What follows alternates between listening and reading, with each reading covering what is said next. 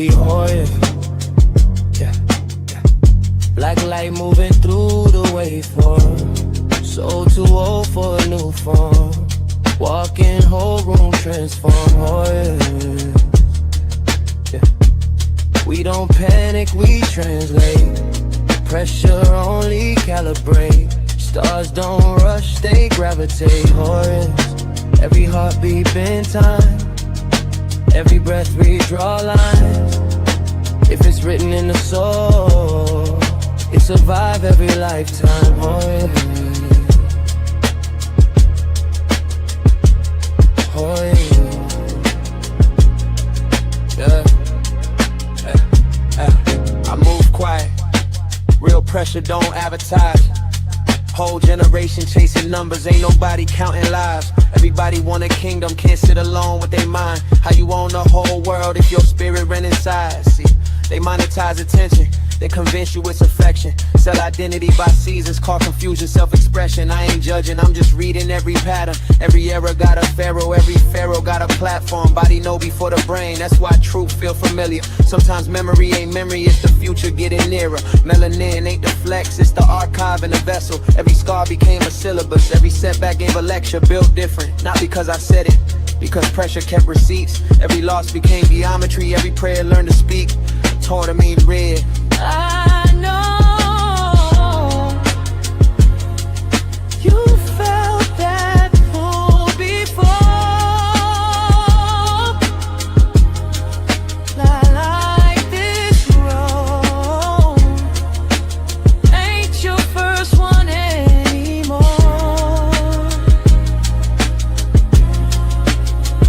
Look, we Horians. Black light moving through the waveform. So too old for a new form. Walking whole room transform. Horians. Yeah. We don't panic, we translate. Pressure only calibrate. Stars don't rush, they gravitate. Horians. Look, real wealth is waking up and knowing who you are. Not another logo, not another foreign car. Everybody talking legacy, still afraid to leave a mark. You can own the skyline, still be homeless in the heart. I seen kings clock in, still toes, night shift, still carrying galaxies. Nobody noticed queens holding whole bloodlines with one paycheck, still teaching children your value never owe interest. That's science, not opinion. Consciousness got repetition. Certain dreams ain't imagination, they unfinished intuition. Time fold when purpose show, past pain become present gold. Every breath and every foe on a person, no becoming nor the version you were told. Nin for the will, Zen for the sinner. Zing when conviction move through every gesture. Horian, that's the posture, not a title, not a lecture. It's remembering the light was always under pressure. Don't let the signal fade. Hold the frequency. Even when the room get quiet, even when nobody sees. If tomorrow rewrite history, still remember me, not my face. Remember the way the soul breathes. We Horians. Yeah. Black light moving through the waveform. So too old for a new form. Walking whole room transform. Horians. Yeah. We don't panic, we translate. Pressure only calibrate. Stars don't rush, they gravitate. Let the whole world lose direction. We become the intersection. Past, future, same reflection. No fear, no burdens, no borrowed minds, only remembrance.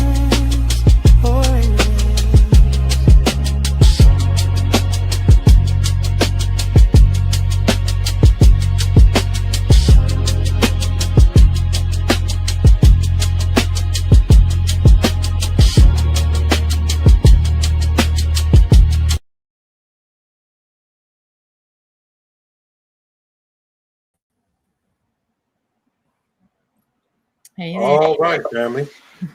Peace, Goddess. Hey there. I love that video. It's You love the amazing. video? Oh, hell yeah. I was smiling. I'm like, yeah, I could feel the energy in my heart. It's very powerful. Much respect. I appreciate that. Shout out to the Mhm. family. Y'all digging the video? I premiered it, I think last week or the week before last. So if you haven't seen the video, it is uploaded on my YouTube under We Are Horians. And you can click that, and I will be uploading it to other platforms. I just haven't gotten a chance to do that yet. Mhm. Shout out to the family up in here. I see Howard. I see Odessa. I see Nikki. I see New Diamonds, King Bags, our brother Mal Khalif. Where you been at, Mal Khalif? I ain't seen you in a minute, brother. Laureen. Y'all make sure y'all sending the video out. The God is Sherry. I see Sherry up in here. Moonchild. Janae. I see you, Soul.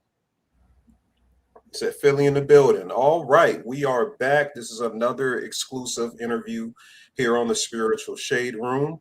We have the goddess with us, Miss Nita Reed, and just a little bit with Miss Nita Reed before I introduce you. You were the first person that ever interviewed me. Yeah. You were the Yeah. very first person. So it's like how they do the serpent biting its tail. It has to be a completion of infinity that we bring you back, and we have a phenomenal interview, because that was years ago. How long ago was that? I was That had to just be, thinking, it's probably like 7 years. And I still have your book. Like, I moved so many times, but yep. yeah, Still that was got a long. Right. Yeah, the book. I'm actually trying to write another book right now. It's so hard to put material out when you're still generating content. But Miss Nita Reed, let the audience know a little bit about yourself. How did you get into spirituality, and what is your passion about doing this, what you do? Okay. Well, with me, how I got into spirituality is actually it's a lifelong journey. I've always been interested in the unknown. I always knew that there was more, and I just didn't like to go by the rules or the norm of society. It just never felt like it fit, in my life or just for me personally. And so I've always been a very critical thinker. So, through trials and errors, and then sometimes you might be like in a certain direction, but it might not be the truth yet. You haven't reached that point, but it's pinpointing you into the right direction. So that's been, part of my journey as well. But I've just always been very curious, just very curious. I always want to know and want to know more and into the tiniest detail possible. You know what I mean? So Yeah, that's I do. how, yeah. And for me, it's like I always say, knowledge is never ending. That's what I love about it. And you can even have different perspectives. Even if you're like on the same page when it comes to the topic, you can still have different perspectives. I love to, like throw different thoughts around and opinions, and just actually to get to the bottom of things, to find the truth. That's what That's I'm very so, you put that so excellent. You can have a different outlook and still passionate. have the premise of the same perspective on subject matters, and the knowledge grows as you begin to understand more. And also So, you have to be, sorry. no, go ahead. Okay, you have to be also open-minded. Like you can't just be like, "Oh, my way is the only way." And then if somebody else tells you something, you can't just be like, "Oh no." You have to at least give it a chance. You have to at least think about it, because otherwise you can never grow. Like that's how I used to be many years ago. Like I had a certain perspective and nobody could tell me anything, but in the end, I learned that I was wrong. Mm, You have to be open so you can just get better and know more. That's just right. how. King Bag says, keep an open mind. Definitely. Who's this? And King Investor says, I need to become a podcaster. I see you, Ani. Y'all is crazy. Y'all is what is Oh my I think goodness. they're giving you, they're saying you're a beautiful woman. Okay. All So that, right. Well, I appreciate the compliment. So yeah, let's get into some of the Yes. discussion today. Me and Nita have been talking over the past couple of weeks, becoming more acquainted, getting back focused and understanding what all of this is about. So we wanted to put something together for y'all so we can go deep in the rabbit hole and have a professional interview and also give commentary, research, literature, so you guys have something to look back upon. Yeah. All right. Well, let's get started. My first question for you is, what is the purple sun? And why is it important for people to understand the dynamic? Yes, I'm glad you asked that. I did a video a long time ago called the purple, well, I called it the melanin sun. So let me add this to the stage, family, and we're going to define it right now. Can you see that, Nita? Yes, sir. All right, that means we're here. So research on the purple sun. There's a lot of literature on this. If you're on Patreon, I do have a video on there called The Melanin Sun, and me and Kalani did an excellent video on it, but this is a new interview to go a little bit deeper. There's something called the purple sun theory. And this is a little bit of literature, Nita, just in the background, and we'll have some commentary after I go through a little bit of this. But the theory is that Chronos, long before the modern mythology of Saturn, there was a reconstruction of how that mythology went, that in the early ancient world, people were able to view Saturn in the sky, and we had a blue atmosphere. You can find this in several different literature, like Hesiod's works in Days. You can go to the section 109 through 126. He speaks about the reign of Saturn or Chronos, when human life was remembered through abundance and longevity, and the earth yielded without any exhausting labor. So they said you even had more energy under this purple sun. Plato even went deeper. He said some stuff in a book called Statesman, that in the age of Chronos, which was a formal celestial cycle, around 269A, he ascribes traditions in which the heavenly bodies move differently. So during this purple sun Saturn age, the heavenly bodies move differently. He also wrote that, quote, they used to set in the quarter where they now rise, and used to rise where they now set. This is a significance in the conjunction that Plato preserves between Cronian rulership and another behavior of heaven. The golden age enters into Greek philosophical memory as a part of a larger cosmogonic cycle in which human conditions and celestial conditions change together. Virgil and Ovid also spoke about this purple sun. You can get his literature on the Eclogue. He speaks about the return of the Saturnia Regna, which means the Saturnian reign, which shows that Saturn's age could be understood as a great temporal condition capable of reoccurring. Because there is something else, Nita, I didn't get to talk to you about. You know, in the next age, this is thousands of years from now, our sun isn't always going to be yellow or white light. It's going to be an age where our sun turns red. Okay, I didn't know that. So when we wake up and during the daytime, it's going to be a red atmosphere most of the time. But why is that? It becomes a red giant. So the radiation and the output of the coronal ejections changes, the plasma changes. So for many different cycles, what we see as celestial bodies doesn't always appear to the naked eye the same way from different ages, because these things are moving and changing just like we are. I have a question real quick, and I don't want to throw you off, but I'm curious. Like, what do you think how life will be when the sun turns red? Like, what do you think will change? It's impossible for me to say how it will be. I'm not sure what type of temporal physiological effects will this have on the human race. So we're talking about a time where this planet may have evolved past humans. If you get certain books like Rudolf Steiner or Manly P. Hall, they talk about the 7 root races, and they say that humans are supposed to grow another spine in the next few thousand years.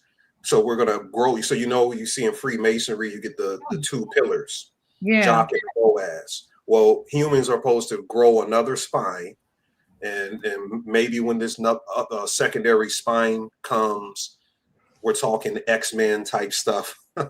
People having these abilities. I have no idea. I mean, I can't fathom that. But they say, like, going into the 7th root race, that we will completely disappear. We will become plasma again.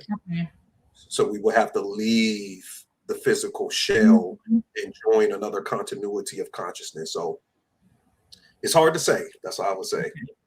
All right. So you also have Ovid. He's talking about it in the Metamorphoses, book 1 of the Saturnian Golden Age. Once Saturn was displaced, Jupiter divided the primordial climate into differentiated seasons. The succession of the divine rulers, therefore, corresponded to a transformation in terrestrial time, which is a mythological calendrical dimension that later Saturn researchers would take very seriously. Then Macrobius, he talks about another temporal dimension in the book Saturnalia, book 1, chapter 8, where he talks about Chronos and time. His explanation of Saturn consuming the children concerns entering a different time frame, being consumed by different durations and arising again through generation. So he's connecting measurable time with the revolution of the heavens, and how Saturn becomes intelligible more as a deity whose mythology gathers duration, celestial motion, and cyclical return. Plutarch also builds on that. He has a book called On the Face, which appears in the orb of the moon. In section 26, he talks about this purple sun, this Cronian mystery. So you can get that. Also, Chinese astronomy. I had a picture of Chinese astronomy. They speak about the northern material even more interestingly, because it independently develops from the celestial pole through the symbolism of divine governments.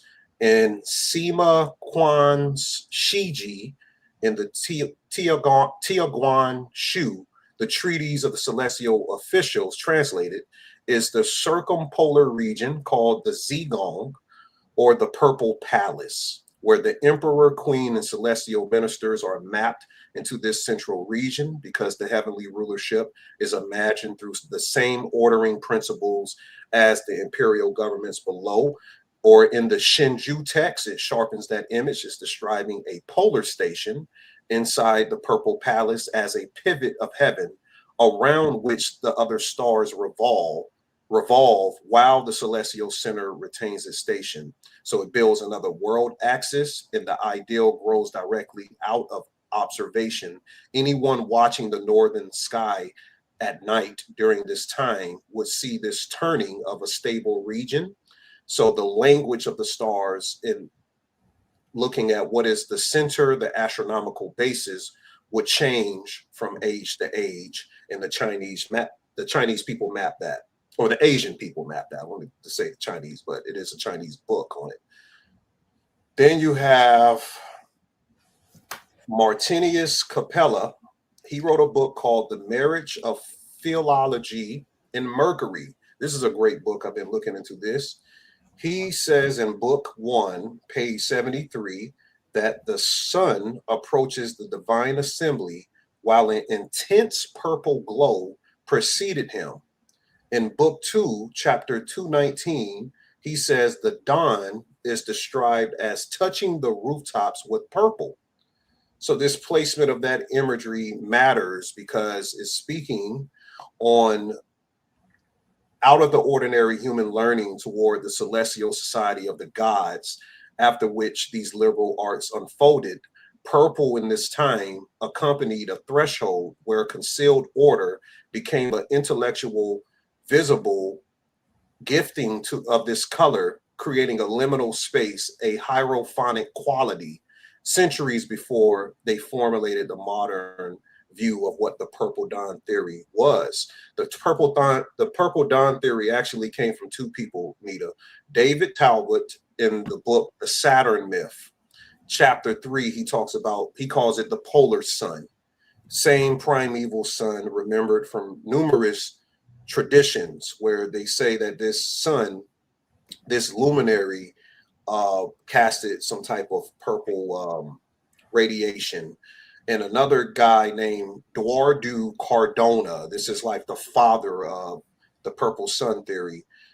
Eduardo Cardona, in a book called The Flare Star, he gave sequence to the Saturnian sun, the sun of the night. These are all literature's family.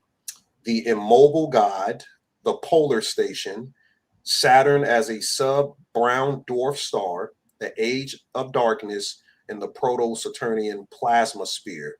He also has the final one called the boreal cradle.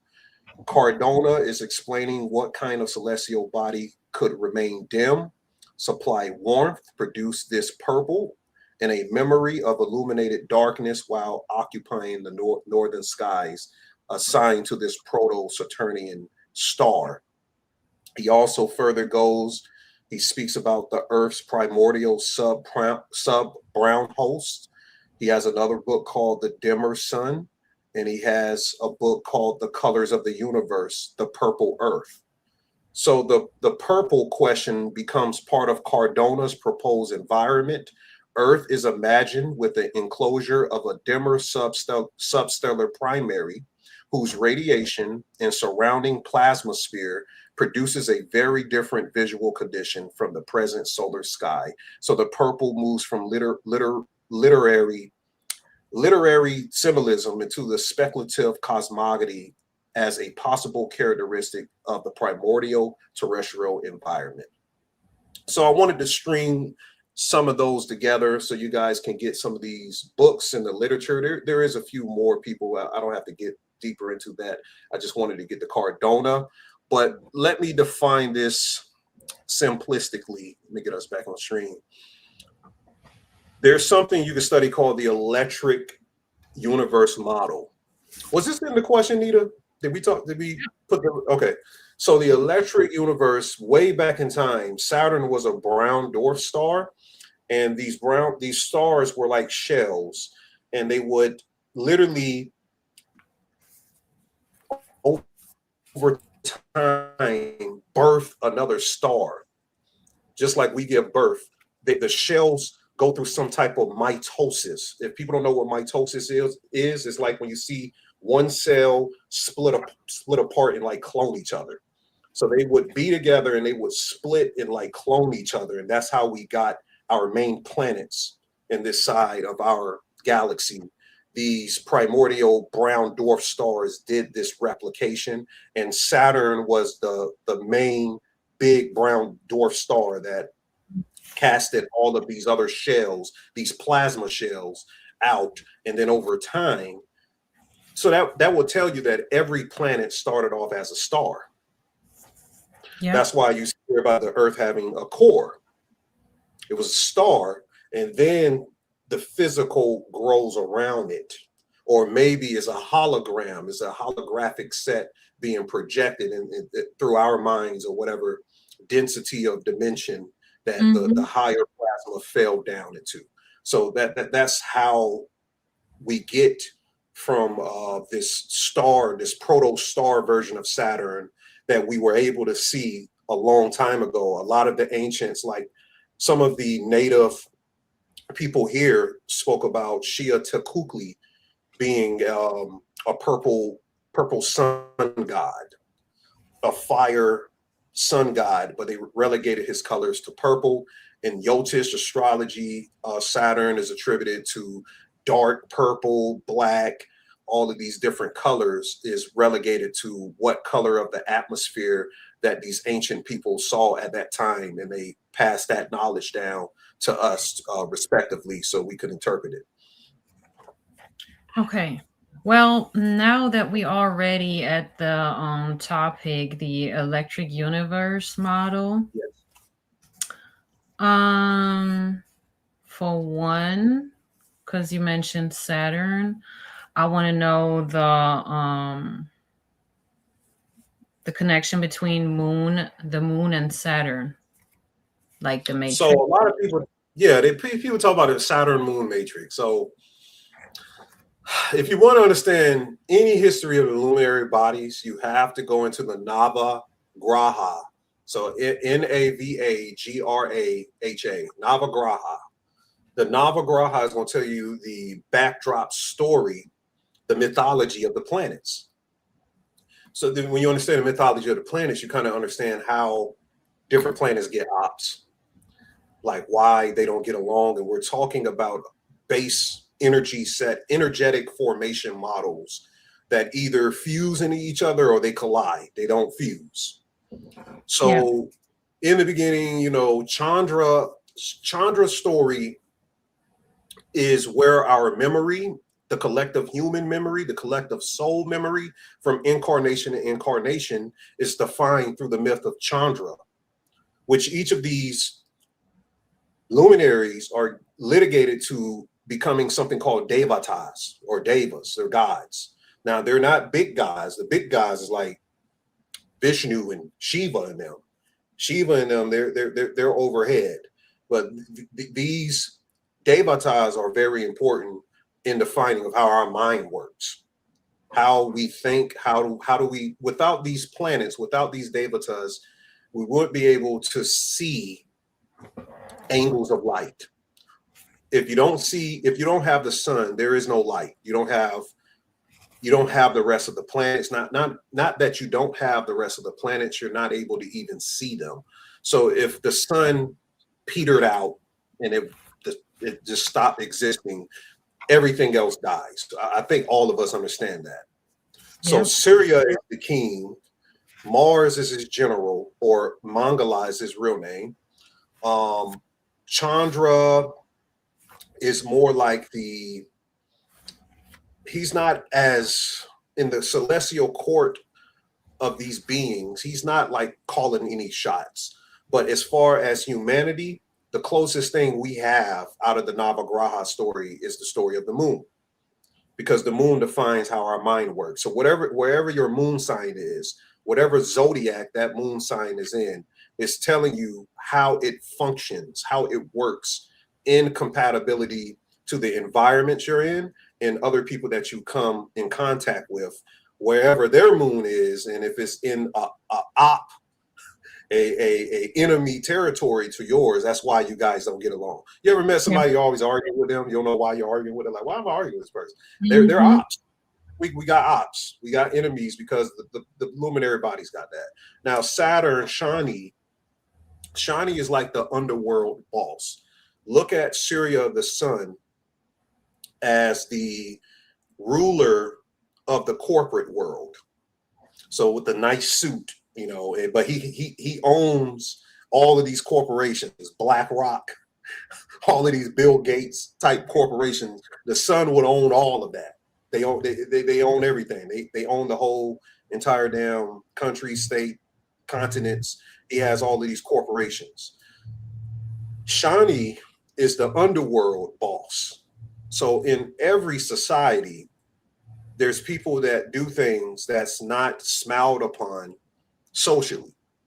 You know, you got drug dealing, you got the strippers, you got all these things that people don't. He rules that realm. He rules also domestic workers, people who have to do work with their hands or their feet. They have to work hard. Shani rules over that. But not only that, Shani rules over hardships. He gives us lessons slowly. You don't get gratification quickly. Mercury gets it to you quickly. Mercury is our intelligence for us to be able to diagnose things, but be careful because some Gemini Mercury placements, they know because intelligence moves so quickly, because Mercury is the fastest planet, they know how to tell a lie very quickly. They can deceive you. They're like, okay, you're not intelligent enough to pick up on this. So I'm gonna just say a lot of words, and if I say a lot of words, you're not gonna catch up, and then you're fooled. You'll see that some salesmen and things like that, how they communicate. That's how people get behooved. That's Mercury. That's why the twins, two-faced people, they can be two-faced. But Shani pretty much gives it to you slow. If you pass the test, the karmic test of Shani, that's why they litigated him to Satan. He's constantly testing us. He is time. He's the Kala. He's representative of time in this dimension. And if you don't understand the karmas of it, then he punishes you. Then you have to get a spanking. Now, nobody punishes harder than Syria, the sun. So people, or Mars will whip your ass too. I'm in Mars Mahadasha. So these different planets, what they're doing constantly, they're checking you to see if you're learning your lessons of your karma, the actions that you're doing. Each of these plasmas are here to relegate the checking of that. Now, to the Saturn Moon Matrix, original question. Yes, it exists. It doesn't exist in the New Age way. I'm formulating it from a Vedic way because I like to go to more ancient things rather than theories and concepts that a lot of people put together. Not to shit on those people. There's some legitimacy around the Saturn Moon Matrix but they're looking at it from an astronomical point of view. Like there's a hexagon on Saturn or some shit, and the hexagon, like the moon is some type of artificial intelligence of all the systems. You hear about that? Yeah, of course. I would say all of the grahas. By the way, the word graha, planet, the planets don't exist. That's a Western term. They're called grahas. It means to grasp. We don't have planets. The planets have our ass. They have us. We are, we don't have no planets on our chart. The planets have you. So you're saying, I'm sorry. So you're saying that planets are not physical objects. There's no landscapes or bodies of water or something. They're actually straight up plasma.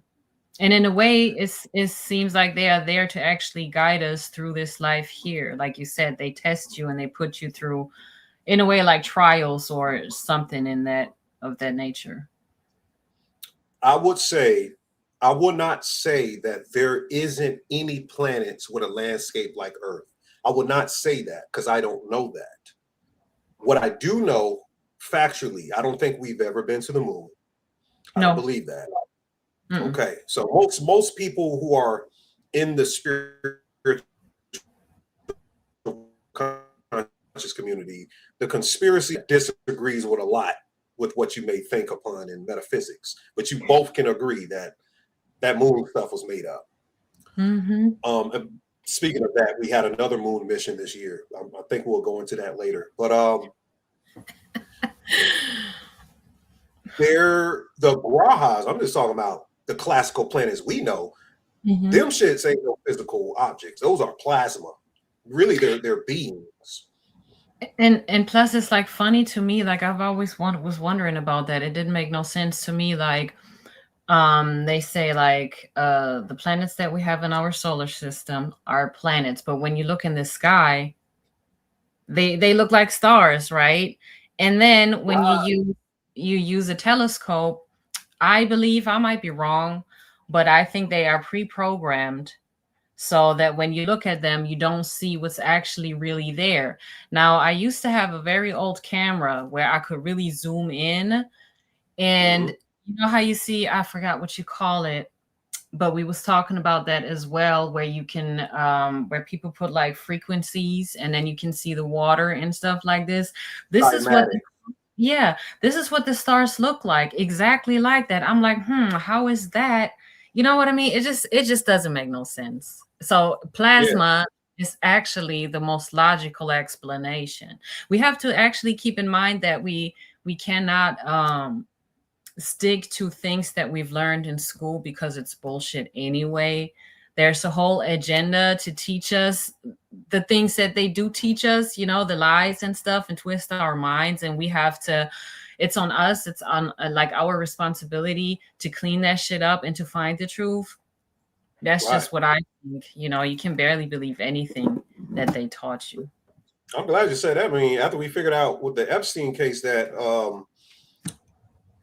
Ghislaine Maxwell, her father, Robert Maxwell, and the Mossad agency gave us our Macmillan books, those books we all had in school. You know, you flip through the books, they have National Geographic and all these different things in it. They have math books. All of that came from Robert Maxwell. So once you know that your whole entire understanding of K-12 from the time that we grew up, that all came from some type of Epstein operation, some Mossad agency or something like that. I was gonna ask because, you know, I didn't grew up here, so I don't know actually what you just mentioned. They said the McGraw-Hill books. I thought, what did I call it? I probably called it something else. But McGraw-Hill over here, yeah, in America, Nita, because Nita, you grew up in Germany, right? Yeah. I think y'all probably had it over there too. I'm not sure, but it's called McGraw-Hill books. They were like when you're coming up in K-12. They're like education books. Okay. That was used in school. So all the schools agreed, you know, to put out that those same books. So yeah, over here, if y'all didn't have it, we had it predominantly. So a lot of the education of how we learned it pretty much came from that. And that guy he was a Mossad agent, and his daughter was running the whole Epstein thing. That's crazy. That's crazy. You said textbooks, educational books, anything. Go ahead. I'm just thinking about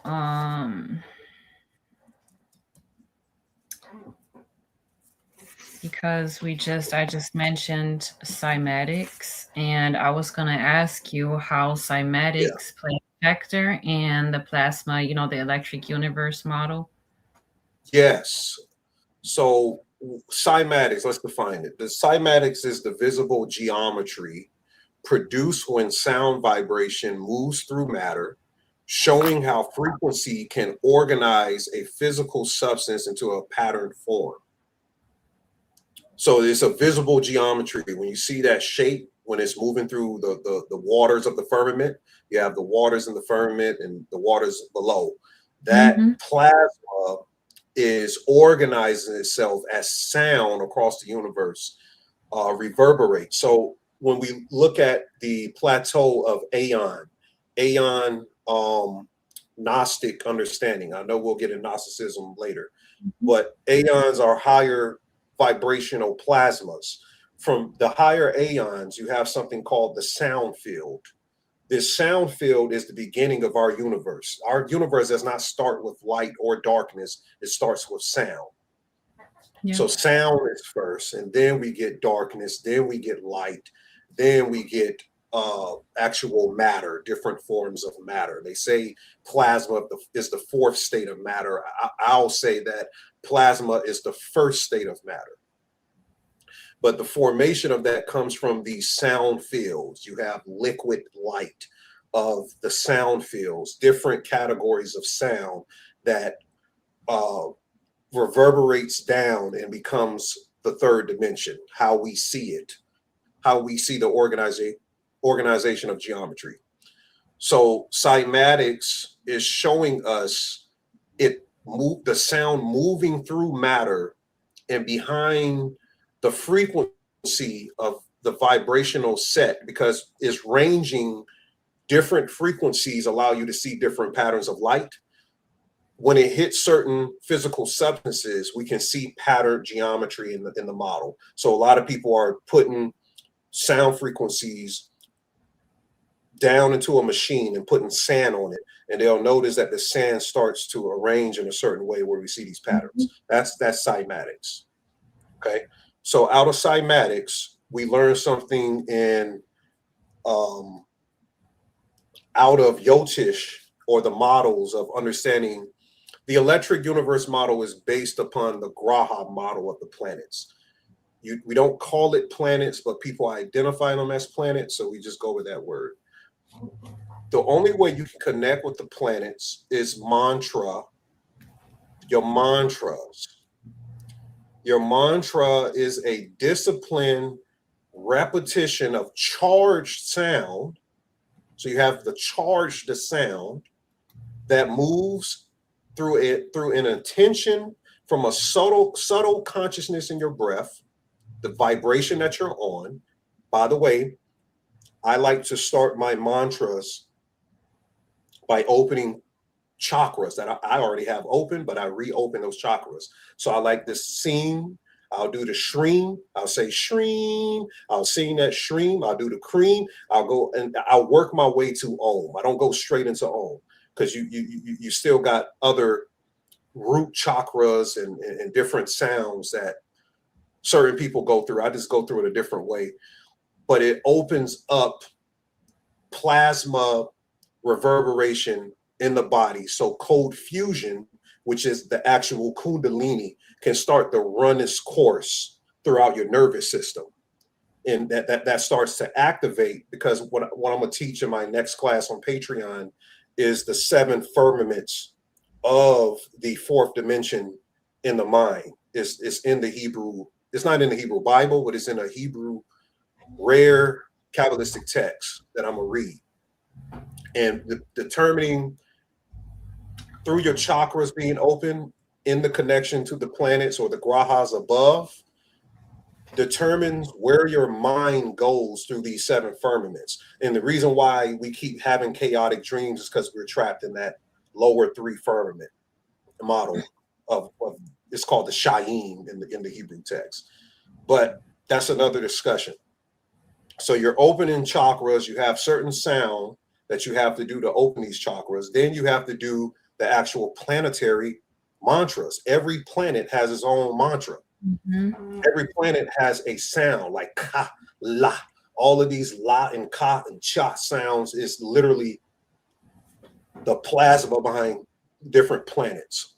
Then we make that subtle consciousness into memory. So the more that we do it, it develops its own egregore within us. It has a memory that keeps ringing on. The bell keeps ringing on even after you die. Hey. Because your subconscious is the only thing that survives after death. It is Osiris. It's the king of death.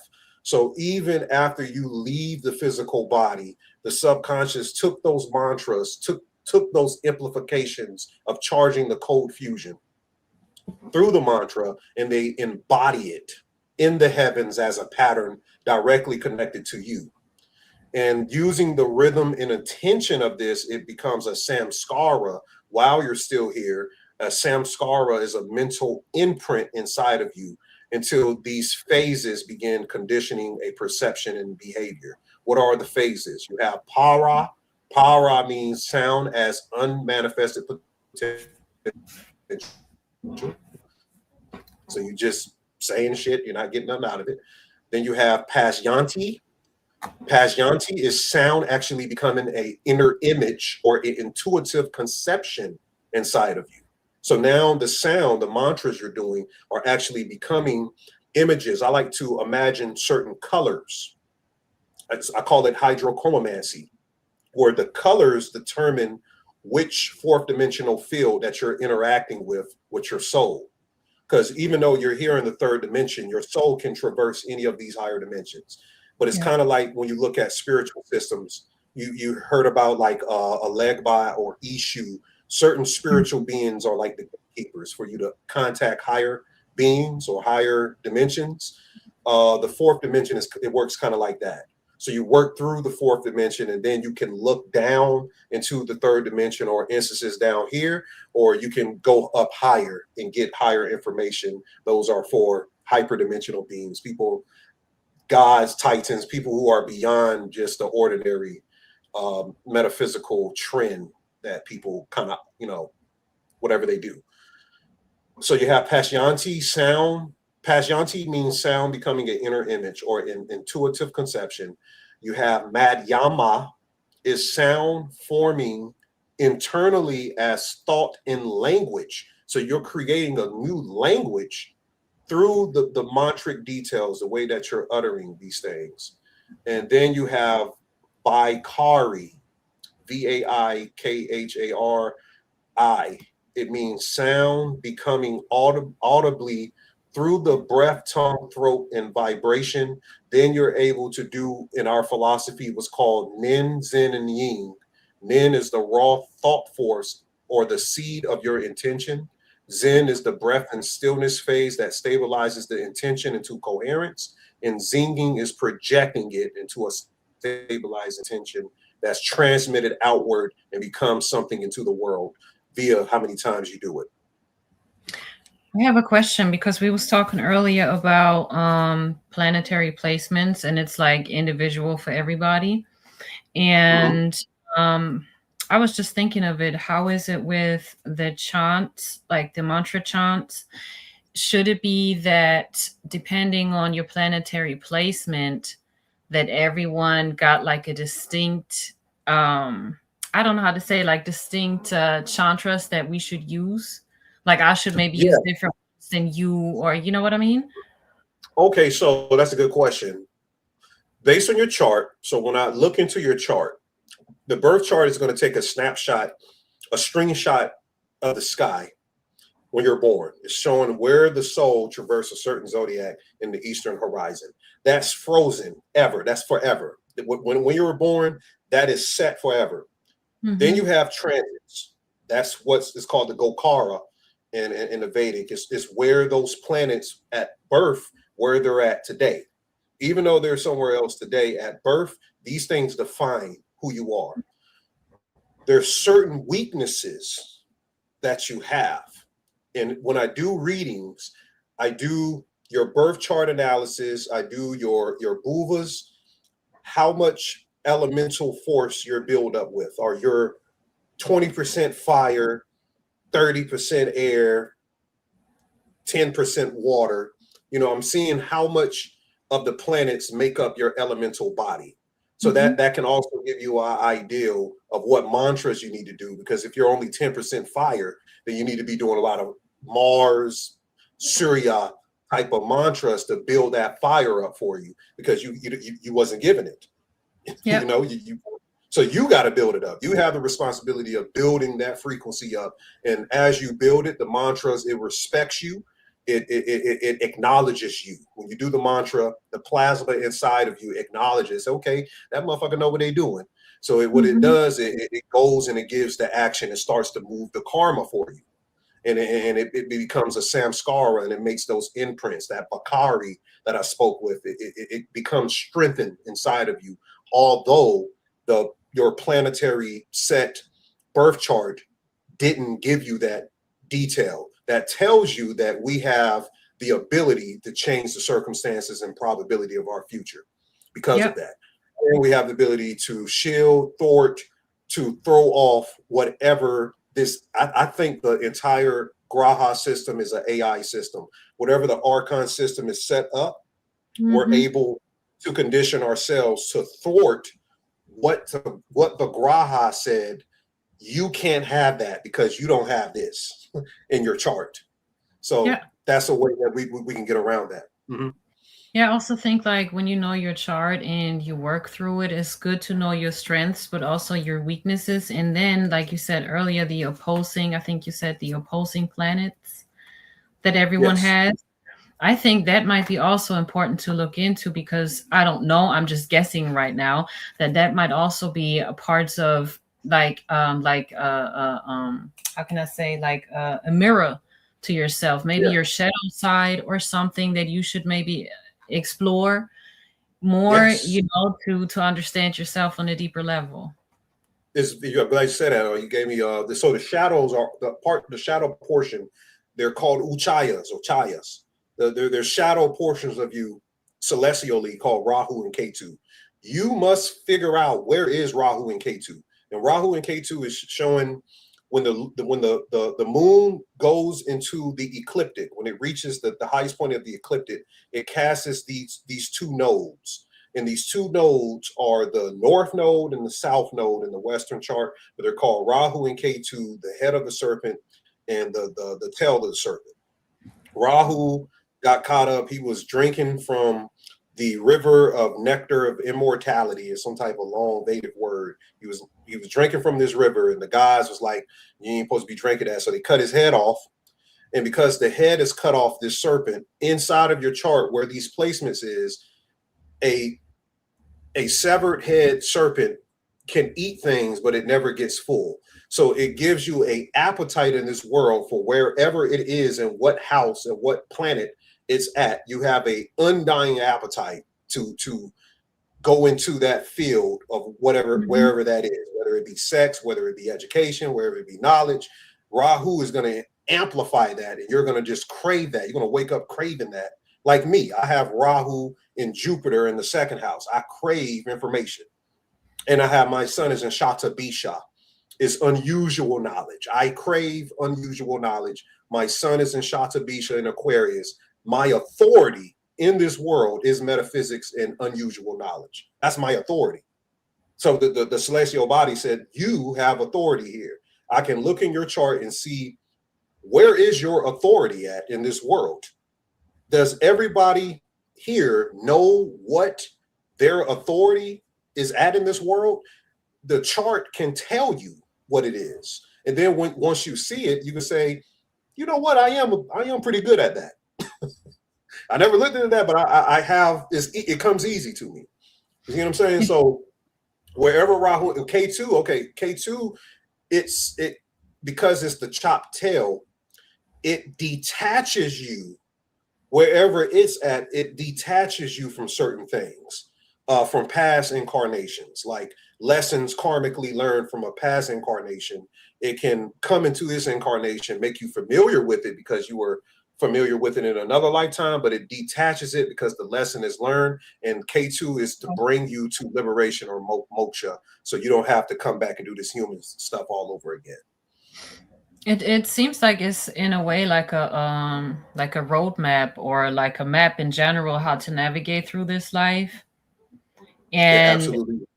And it's like, it seems way, way deeper to me than regular astrology.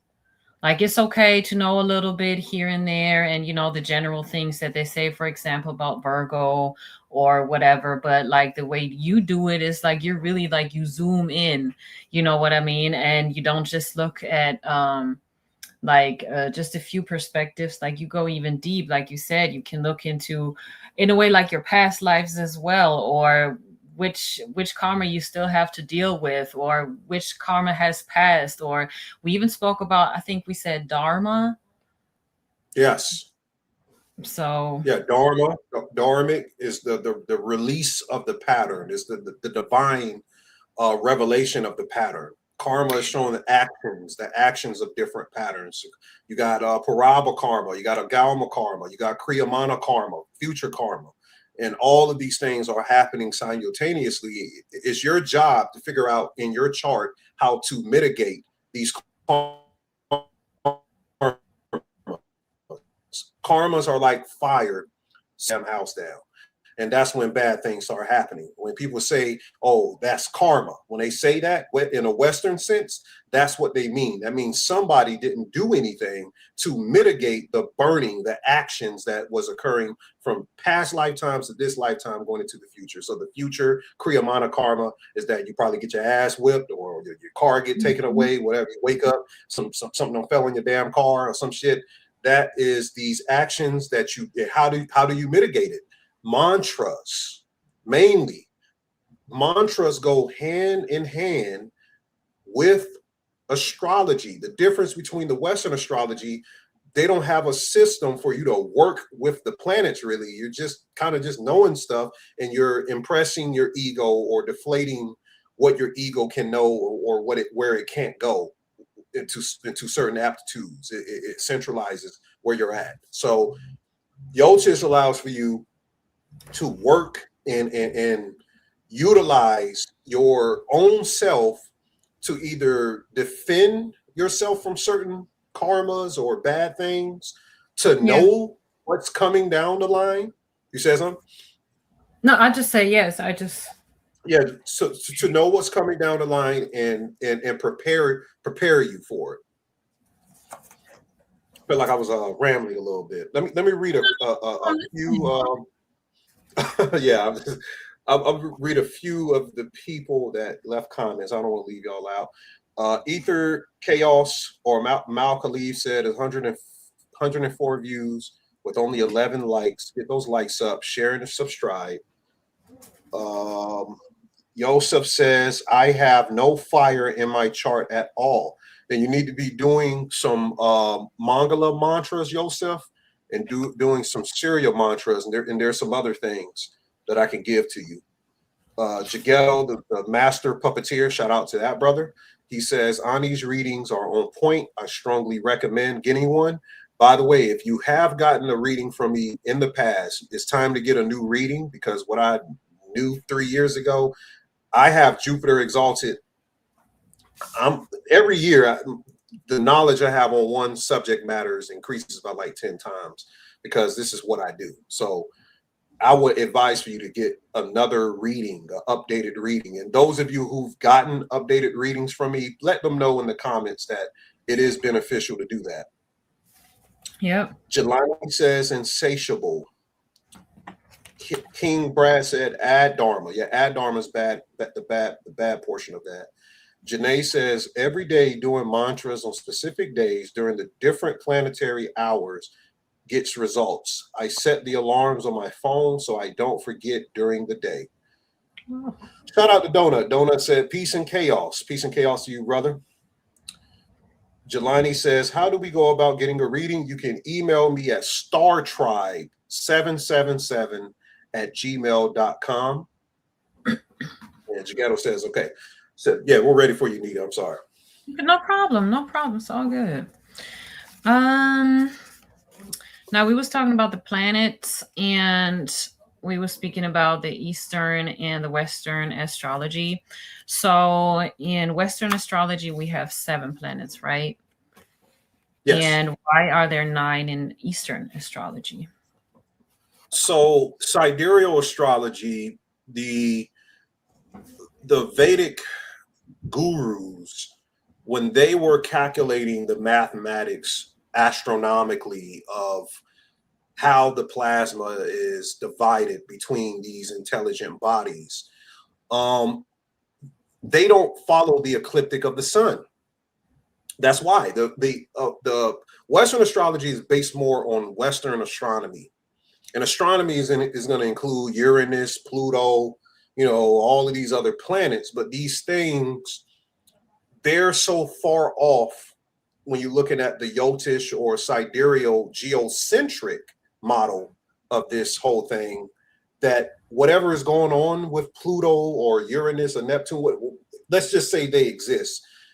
They exist, but Yotish people put them under Saturnian order. So they're in the same nakshatras, and nakshatras, lunar mansion. I don't know if we went over nakshatras yet, but they're put in the same graha as Saturn. They're not given any dictation in this system, because they're too far from the sun. And we located them like in the 1700s, in the 1800s. So by the time we located them, the Parashara, the different Vedic text that was already written thousands of years ago. So they didn't know anything about Uranus or Neptune, or even if they did, 27 nakshatras divided between 3 phases, 3 nakshatras per planet. So we didn't have enough nakshatras to give to Uranus and them anyway. The system doesn't work with them. So we got to put them all under Saturn, because they're up by Saturn. Saturn is cursed by Syria. It's in the Navagraha story. It's the furthest planet away. So we put them out there with Saturn. And what was the other portion, the part of the question? Why did we do 9 grahas? So as I just said, Rahu and Ketu are the ecliptic of the moon, the nodes of the ecliptic of the moon. They discovered that these Chaya planets between Rahu and Ketu has very strong effects on us in the world. They determined that the north and the south node of the moon. So we're following the moon in regards to the earth, to the sun. We're not following the sun. So if I drew a map, you'll have a circle. These are the zodiacs. Inside of the circle, I'm going to put 1, 2, 3 dots. 1 dot is the earth, 1 dot is the moon, 1 dot is the sun, because the sun and the moon aren't called planets. They're not planets, but we call them grahas in the system. They're litigated as planets because they have serious effects on our karma, where the sun and the moon is. So in this, you got this 1 circle and these 3 dots. You got this big ass circle here around this 1 circle and these 3 dots. That big circle is fixed stars. It's stars so far away. We do see them. We can see them with the naked eye, but they don't move. They do move, but they're so far away that we can't see with our eyes their movement like the other stars. So the zodiac stars in the smaller circle, we see them moving all day. You can see them moving. These stars don't move. These become the nakshatras. They divide our universe, or wherever we're at. They divide it. They divide this portion of our solar system up. And those nakshatras are litigated to where the moon is. The moon passes through this bigger circle. Is called the bones of the solar system. That's what the nakshatras are. They're the bones. Since they don't move, they're stable. But where these fixed stars at, it literally is rotating the zodiac. So the nakshatras, these fixed stars, is turning the wheel of the zodiac, and the zodiac turning is affecting the sun, the moon, and the earth, then us. Does that make sense? Yes, sir. Okay, so we got a big wheel, a big circle. This is controlling everything, and you got the little circle that's controlling some things, and everything affected is the sun, the moon, and earth, and us. We're getting affected by these circles, the zodiac, and the nakshatras. These things are affecting our consciousness, but people in Western astrology don't really regard the nakshatras. I think it's because it's a simplification. Studying Jyotish is a complicated science.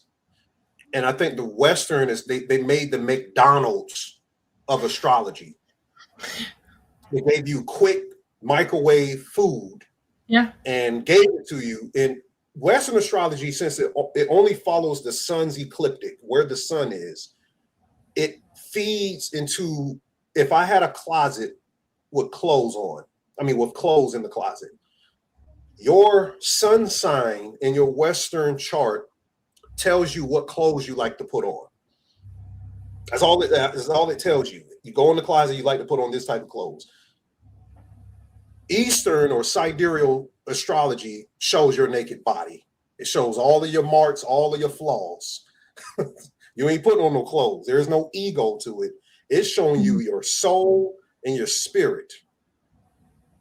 So the Western astrology makes people feel better about their ego, which the ego is also how we look at it as Western. Is not a bad thing, but it doesn't pertain to the bigger ramifications of why we're here.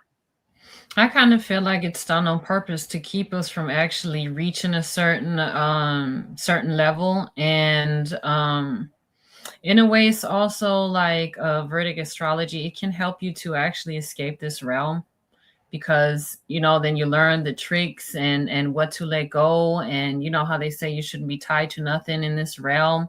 That's why your heart should be as light as a feather. So I just think it's done on purpose. Like the Western society is really trying to keep the people dumb and just, recycle us so they can have loosh and energy. And, I'm sorry, but slaves in the end. That's all we are for these beings, people, or whatever. You're right. And I'm glad you talked about that light as a feather. The light as a feather is doing enough plasma charge implosion with your mantras, with your spirituality, because we're going to define spirituality in a minute. Once you get enough charge implosions through your kundalini, your chakras, the seed inside of you, just the cyclic bioluminescent movement of that bija seed inside of you, which is the Christ, the Christos seed. There's literally a seed inside of you, and the tethys of the moon phases regulate how this seed charge implodes or is reborn, as in Christ, inside of you, regenerates, and it's what gives vitality to your cells in your body. It moves through every portion of your body through the month. Every part of your body is connected to the zodiac. You know, Aries, all of the Taurus, all of this is the 2 feet is the 2 fishes in Pisces. Pisces is the 12th sign. It's the last sign. That's your feet. That's the end of your body. So your whole entire body is a cosmos. And this seed is moving through it. And when they say in the 42 laws of Ma'at to become light as a feather, you did enough charge implosion with that seed that you're light. That means there's nothing karmically holding you back to going to the next phase of existence. Yeah, that's powerful. I'm just thinking about it for a second because I never thought of it like this. And I knew that, you know, we always say I'm a Virgo, I'm this, I'm that, but we're actually all of the zodiac signs. But I did not know how you explained it, that we actually have it in our bodies, you know, like that's really interesting. I'll have to look into that. Give me 1 second. I'll write that down. Yeah, our body is a cosmogram of the zodiac. We're a cosmogram. I did a video on that. I think it's on this channel. I did something called the Cosmogram on this channel. So that the Christos oil, the chrism oil, is inside of us. Every zodiac has, every planet has 12 different forms of it. That's the 12 zodiac. So where the planet is, there's 12 different forms of it based on the zodiac. So the zodiac, once a planet is in those different 12 zodiac, it changes the quality of the planet, of how we present ourselves, of how we absorb information, how we talk, how we do this and that. That's why we have such a diversified community of people. But you've seen certain things repeat. You've seen somebody be like, that motherfucker is just like them. Mm-hmm. Yeah. So it's not that. Right, it's not that diversified that we can't figure it out. We can figure it out. Yeah. That's why earlier when you said it's like in a way like like an AI system, that's how it is really. Like sometimes we think everything is fate and destiny and we can't change shit, but it's not true. It's your choice. Whatever you choose to do in any moment, you know, can change the outcome of your life. So we have more power than we think we do. Beautifully said. Yeah. So we have the cosmic large language model, the AI of reality. And we don't know nothing about it because I'm going to be honest. I never wanted to look in astrology. I wasn't an astrology person. I had to be inspired to look into it. And I owe it to the people that came forth, the Kallinis. I had Brother Divine. These other people that introduced it to me, something sparked and made me want to look into it. So I'm very fortunate to have those people come across my life and inspire me to look into it. Mm-hmm. And like I said earlier with the cheat codes, what do you think about, I think you say Grabovoi codes? Which codes? Those Grabovoi codes, you know, those codes that they say like this number is for luck or for money or for, you know, you don't know those like universal numbers. Oh, like angel numbers or something like that? Like them angel numbers or? It's like a guy, I think he was Polish or something. And he said it's like I don't know, it's like something about the frequency and the energy of numbers. And since the universe is based on numbers, there's like certain cheat codes, what they say. Like, for example, if I say 153 that can give me like, you know, money or good luck or something. And then they say you should focus on those numbers to kind of like charge them up with the energy so you can get the desired outcome. Okay, that finds you define that well there. Numbers are the captured plasmic vibrational activity in a frozen state to understand it. So without numbers, the frequency and the flow of plasma is just flowing. When we define 8, it captures that arc of the flow and it puts it and defines it into a circle. Okay? So once we capture that, like a Pokemon, we understand that energetic state. Now, saying it over and over is doing a mantra. We're changing this captured symbol state. We're using a number as a sigil. It isn't that 8 is giving you it. You as a divine being is enforcing your frequency in defining that number to change the probability state of your future. Dang, that was very well put. Okay. Jupiter exalted. Jupiter exalted in the second house. Second house is speech.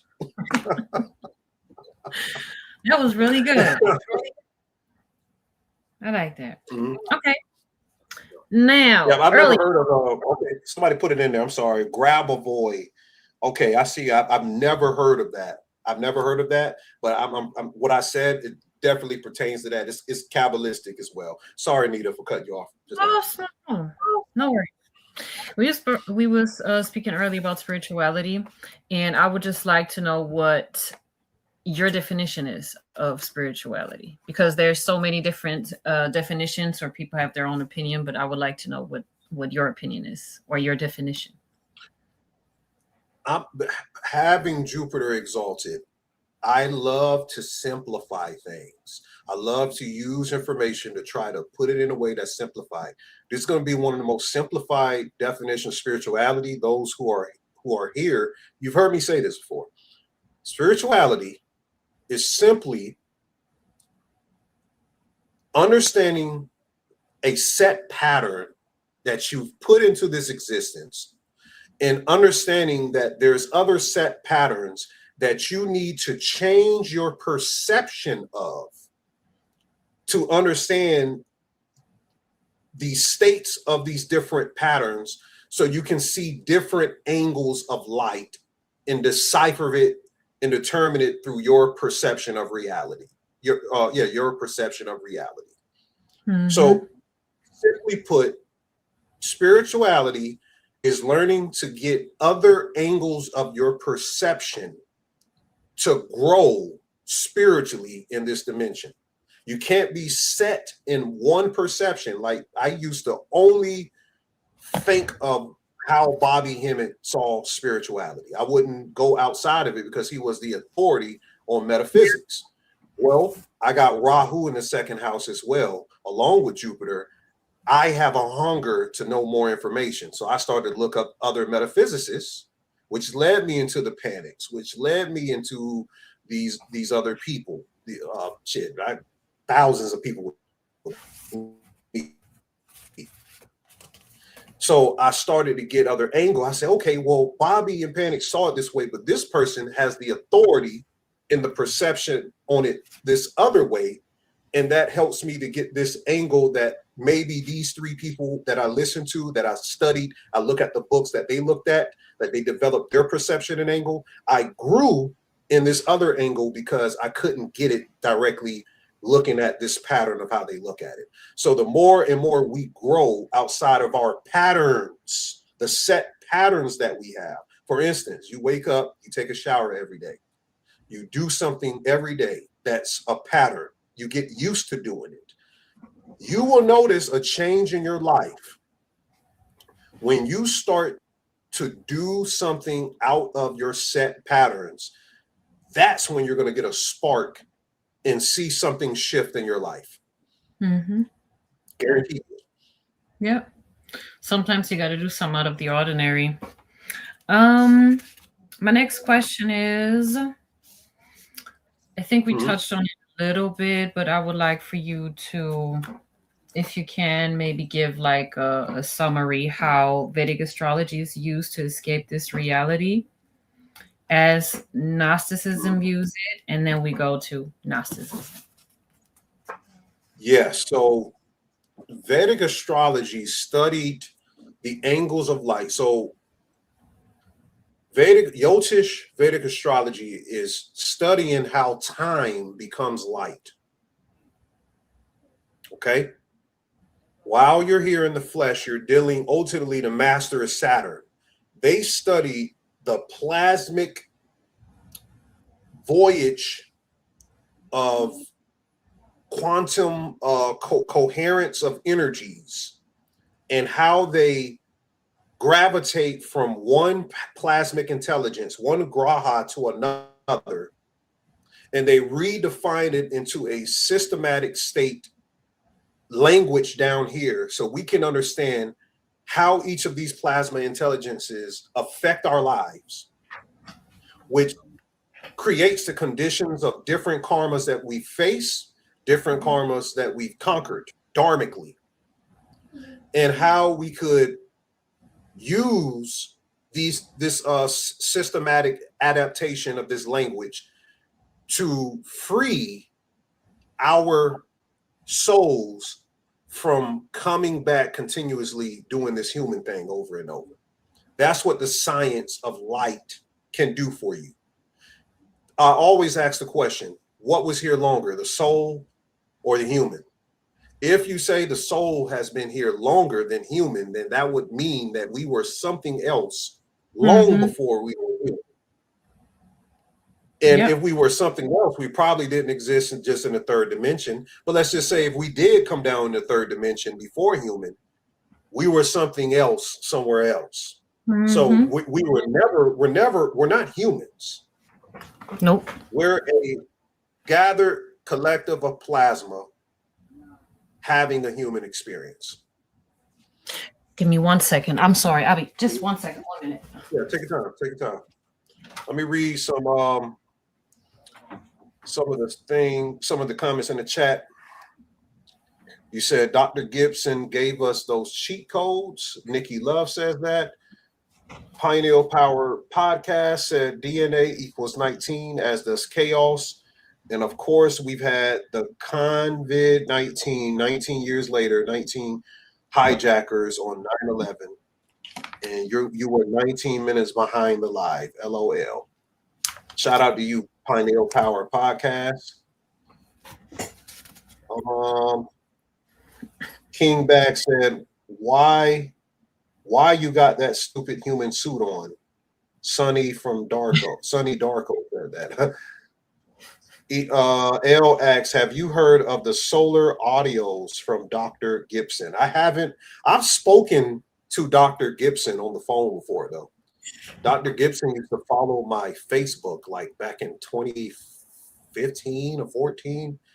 And I don't know why he messaged me once. I didn't know who he was. And I heard Bobby mention him in the video. And we got on the phone. He was telling me about some dragon amulet he had. And I asked how much it cost. I think he said that shit was like $5,000 or something like that. I was like, I don't got no money for that, Dr. Gibson. But thank you for letting me know about it. Dang, shit. But we were speaking about Gnosticism. Can you maybe explain a little bit what it is exactly? And my sub question is if reptilians are real, you know. Okay, all right. So the Gnostic true understanding, you got Valentinian, you got Setian, different sets of Gnosticism. The true understanding of Gnosticism is understanding the aeonic body of the higher plasmic continuum. You have different, just like we have the chakra or the Kabbalah. You have Ain at the top, and you come down, down here to your soul and down to Malkuth. The chakras, you got the Sahasrara, above the third eye chakra, then you come down into the Muladhara, the root chakra. There's higher aeons above the plasmic state that we're in right now.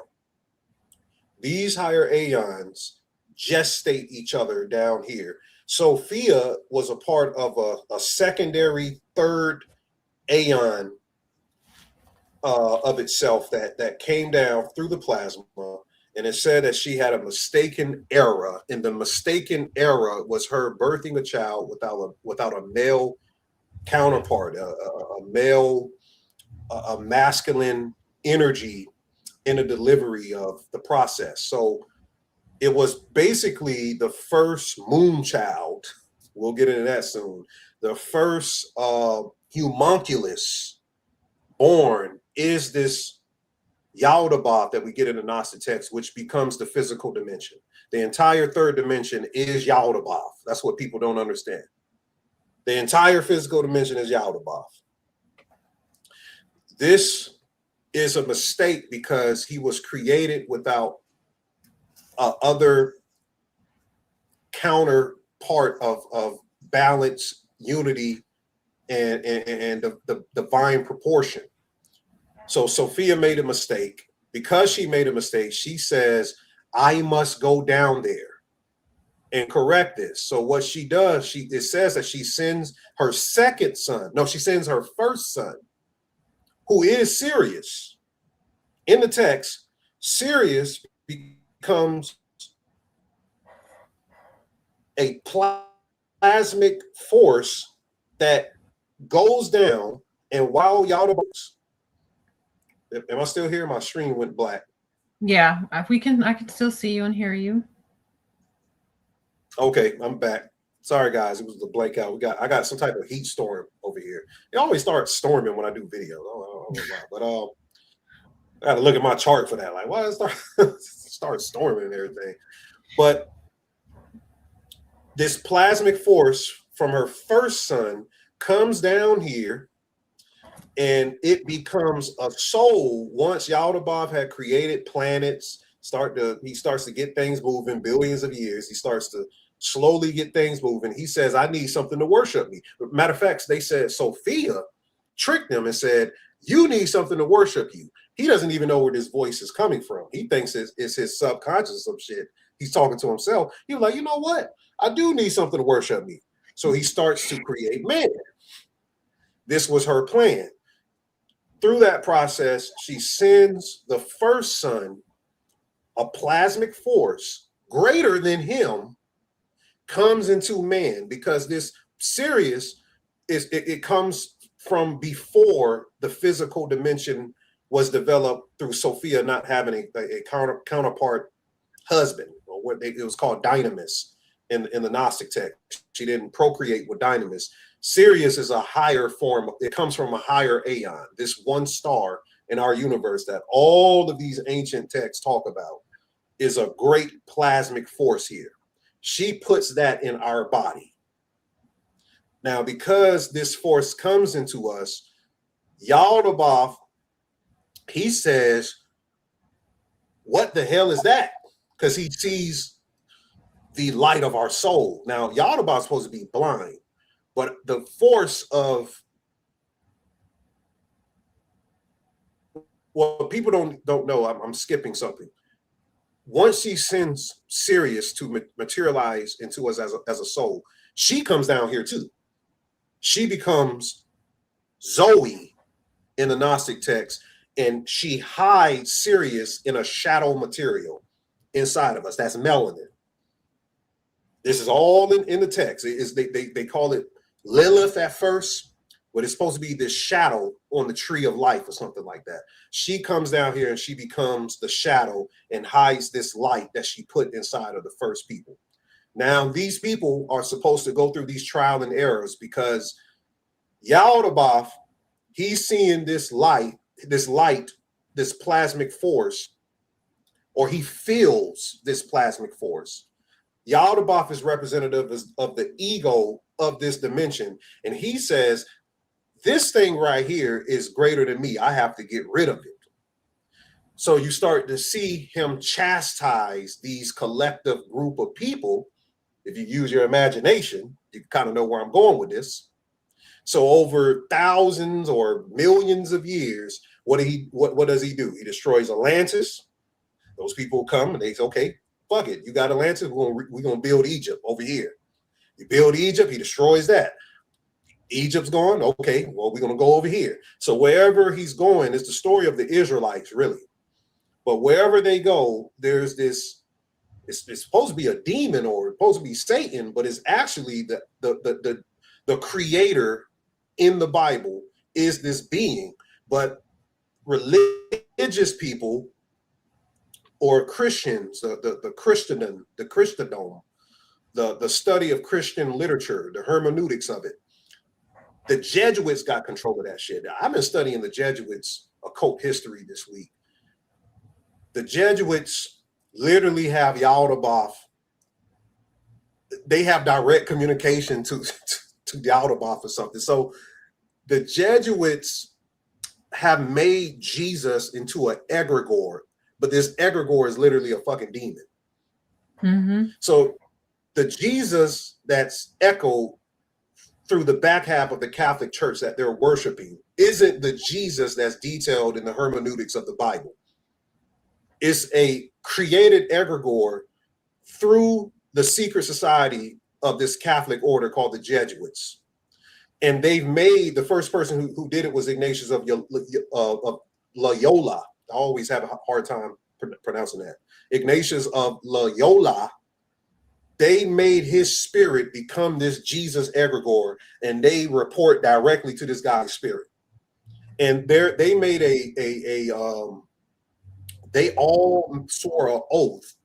They have generals, they have like captains. It's like because Ignatius of Loyola, he wanted this Jesus egregore to be like an army, the army of God on earth. So the Jesuits are literally an army of Yaldabaoth on this planet. They control it. They're the Illuminati. They control everything. They even, Adam Weishaupt, he's a Jesuit. He created the Eye of Providence to represent that they have surveillance over the whole world. That's why every rap artist, everybody got to hold up the little thing. They got this Jesuits. Mm-hmm. So this order made Ignatius of Loyola literally this Jesus egregore, and these rankings of captains, generals, they made an oath that they have to snitch on each other if they're not completing their assignment. So even though we might be best friends, I got to tell on your ass. I have to tell on you. And if they tell on you, you pretty much got to die. These people that shit crazy. They're the ultimate killers. The Jesuits, they kill everybody. Anybody you see die mysteriously, the Jesuits doing it. They're assassins. That's what they are. And the main thing, they kill people with poison. They like to kill people with a lot of poison. But the point is that this Yaldabaoth has empowered this influence in the world, and they're chasing the people with that divine plasmic force that Sophia gave. But this force eventually will absorb this dimension. It will charge, implode the entire dimension, and it's going to erase existence, period. That is the true story of Gnosticism, that one day that these divine sparks, when they talk about the, what do they call it in the movie Leave Behind? Tribulation? They call it tribulation. Come on, Christian people, y'all. When everybody go up and people start disappearing. Oh, yeah, Revelation. Yeah, whatever it is. That is the charge implosion of the plasma inside of these original souls. There's only a few of us left. And I'm talking about across all races. There's only a few of those divine sparks. But at the right time, the Christ will return. When the Christ returns, when the Christos gets to a certain alchemical proportion, it's ready. Yeah. Once it's ready, it's going to charge implode, and that will be the end of this dimension. That is Gnosticism. It seems to me like that the Christian church kind of like perverted those type of teachings. It's called the rapture. Go ahead. Ah, the rapture. Right. I said Revelation. Anyway, I It's feel in the like book of Revelation. It's cool. I feel like they kind of ripped everything apart and just threw it together and made everything so confusing. Like and they Right. just show like a little glimpse of like what the truth is with the story of Mary, and then how she, got pregnant, and it's just so different from what you just explained, and the main message is totally different. It's like not Same even the, story. Mary is just Sophia. She got yeah. pregnant. She had what? She had a kid without a husband, right? Mm-hmm. And those That's stories, their model. yeah, yeah, those stories repeat themselves throughout history. It's like so many different versions of it, with Yeah, Jesus and it's that's called an archetypical pattern. There's an archetypical pattern, and Carl Jung, the great psychological researcher, he talked about how archetypes go back into the beginning. mm-hmm. They're called the Parsaphim in the Hebrew text. Parsaphims are divine personas, the divine personas that continue on, and they take on different forms. Mm-hmm.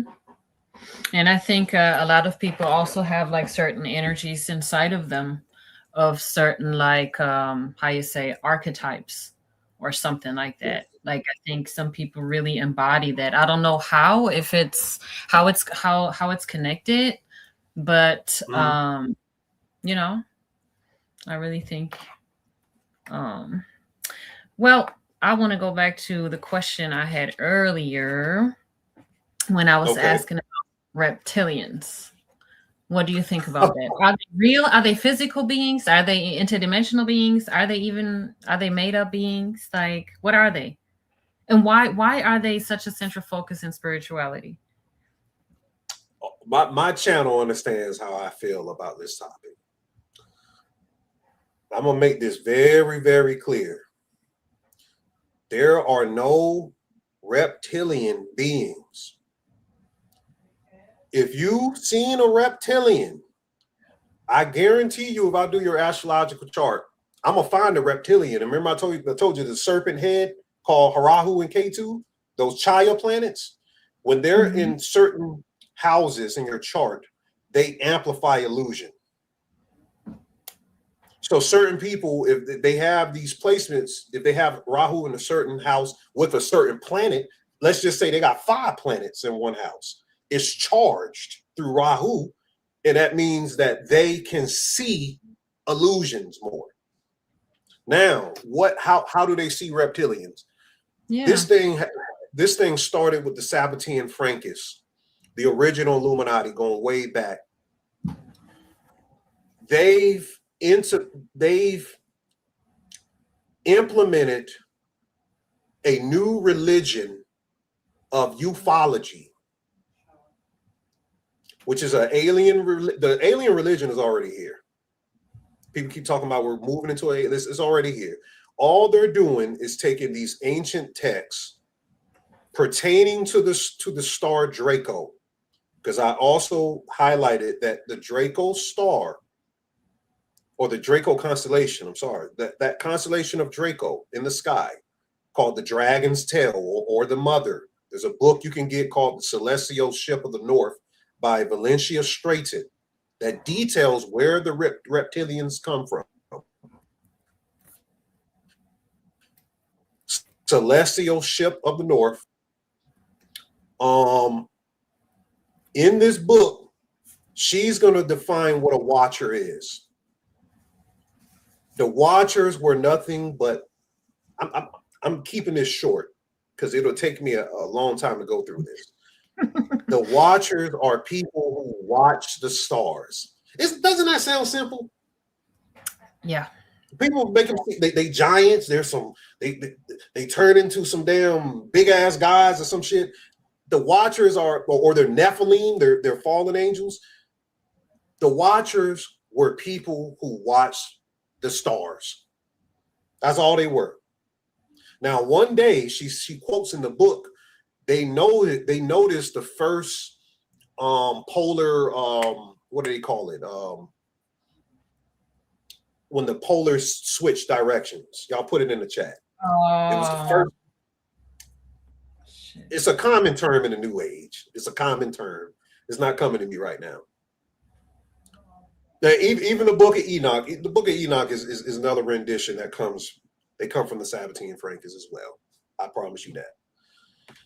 Everybody talking about damn Enoch and Sam Yaza, all of these different Nephilim. Same text. Is it the polar shift? I guess it's the polar shift. I thought it's a better term than that. But if it's the polar shift, okay. When they realized the stars were different, they thought that they had been utterly destroyed. Because imagine that you've seen the stars this way. Your grandma, your granddaddy, grandma, their ancestors said that this is how the star. When the first polar shift happened, they felt like it was the end of the world. So what happened then? This birthed a new religion. Because Draco wasn't no longer the pole star, the main star that the other celestial bodies rotated around, they moved into another patrilineal system. They moved from this worship of the mother, and they moved into the worship of the father. That's the solar age. You see what I'm saying? Mm-hmm. Yeah. This Draco now becomes demonized. It becomes Satan because now everybody's in this solar thing worshiping the Father. So you never see nothing in the Bible. It's perpetual bussification. If you know what bussification is, you don't have nothing in the Bible in the Holy Trinity. You don't got no woman in the Holy Trinity. You don't got no woman in the Holy Trinity. Or you could say the Holy Spirit, but they won't define it. You see what I'm saying? They don't define it. Yeah. So what the equation that they mixed, they messed up a mathematical equation. They removed what Draco and the representation of that feminine half is, and they remade that portion. Later, H.P. Lovecraft is the first motherfucker that warned us. He started talking, he was writing fictional tales about people worshiping alien gods. Then later, Morning of the Magicians, put the author of that book in the chat, Morning of the Magicians, he picks it up. Then another guy comes along, he's still here, I think, Hancock, what his name, David Hancock?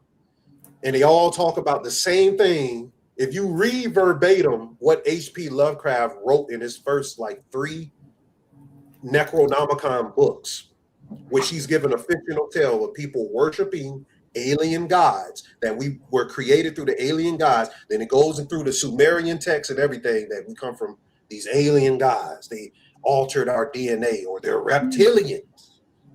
The reptilians came, the original myth was a star constellation that had nothing to do spiritually or anything with people literally turning into reptilians. But what people did, they took the imagination of these authors and they created an egregore of a new Satan where people become reptilians. They took the Winnebago myth from the natives. They took different myths and they combined it into this new myth that people turn into literal lizard serpent people.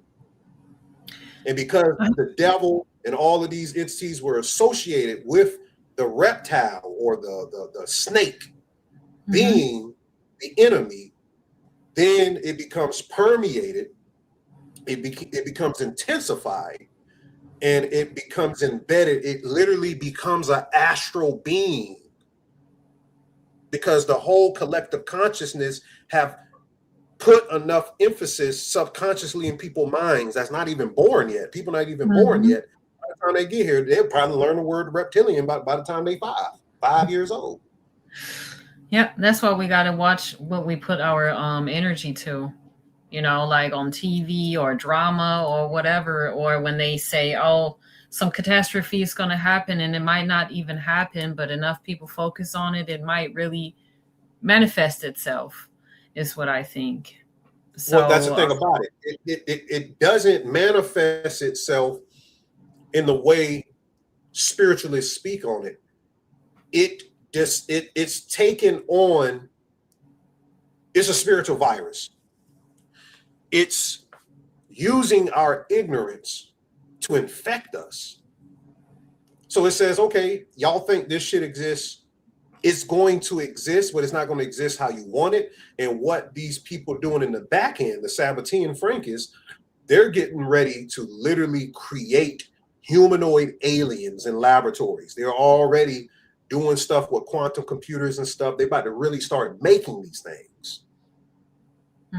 That's when it's going to get done. Now the mythology, they say, we're going to make this mythology real. We're going to make this shit real. Then they're going to start making movies. You're going to see reptilian movies now. I'm telling you right now, it's a religion coming out of this shit. It's coming. Thank you. It's Graham Hancock. Graham Hancock, Zachariah Station, L. Ron Hubbard is a little bit later, but thank y'all for that. Yeah, it's called Metaphysics. That's the word. But that's the reptilian myth. I could go. Everybody's go check out my video, the reptilian myth. That's the detailed more version. I need to do a reptilian myth part 3 or something to go deeper into that. But that's why, Nita, I get ostracized, Nita, because I've been banging on the reptilian theorists, and they get mad because I would have over 500,000 subscribers if I told you the reptilians was real. I promise you. Anybody talk about the Anunnaki or the reptilians is the problem with spirituality. I'm not saying that the Anunnaki as a term didn't exist. Reptilians definitely didn't fucking, that never existed. That was made up. But Anunnaki was a real term. But Nibiru is fake as fuck. There's no Sumerianologist, a Sumerologist that literally is a classicist, a person that can speak the language of these people that says that word exists. That word doesn't exist. That comes from Neb-Heru. It's the Egyptian word. It's a Neb-Heru. They've taken these things and they created a artificial mythology out of it. Yeah. I was thinking when you were explaining it, and also how the times have changed with the polar shift, or what you call it. I was thinking if the change is like inevitable, like if how the planets and the stars are aligned, and when the shift happens, if that's normal, that it trickles down to the humans and they change their perspective too, or their way of thinking, you know, kind of like that. It goes hand in hand. You're absolutely right. It did. But it also, what it does, it can birth a mutation in the plasma. And when we stop having sex, visualizing the chakras, that was the original divine way. You had to visualize chakras. You had to visualize illumination while you were procreating. When we stopped doing that, we started only having children through the lower 3 chakras, and these type of people were the ones starting bringing these mythoposes or this treacherous side of ignorance to confuse what the real divine spark and the light is supposed to be doing down here, the crystals. Yep. Now, I'm going to leave you alone with the reptilians in a second, but I just wanted to ask you how archons are separate from reptilians, and what roles do archons play in our lives? So the archons literally were defined in Gnostic texts and older Chaldean texts, because the Chaldeans is where people need to start, really. These beings regulate the negative energetic currents through the plasma of the planets. Not only that, they are the gatekeepers of trapping souls in a certain area. So they're the ones that set up the test for us to go through the karmas. And they say in the Gnostic text, if you don't know the password, you can't pass on, you can't reach a different plasmic state. The password is the same thing as the Mayatian principle of being light as the feather. You had to gather enough charge implosion that even at the point of death, the archons approach you and try to put you somewhere, you charge implode, you break out. They say, we can't do nothing with that motherfucker. We got to let him just go. We got to let them go. We have to let them go because they've reached a state that's beyond our capacity. Yeah. So the archons are the ones regulating, keeping the simulation and the karmic tests in front of us so we remain ignorant. And anything under that, like you can call it archonic because they're like the overlords of the simulation, pretty much.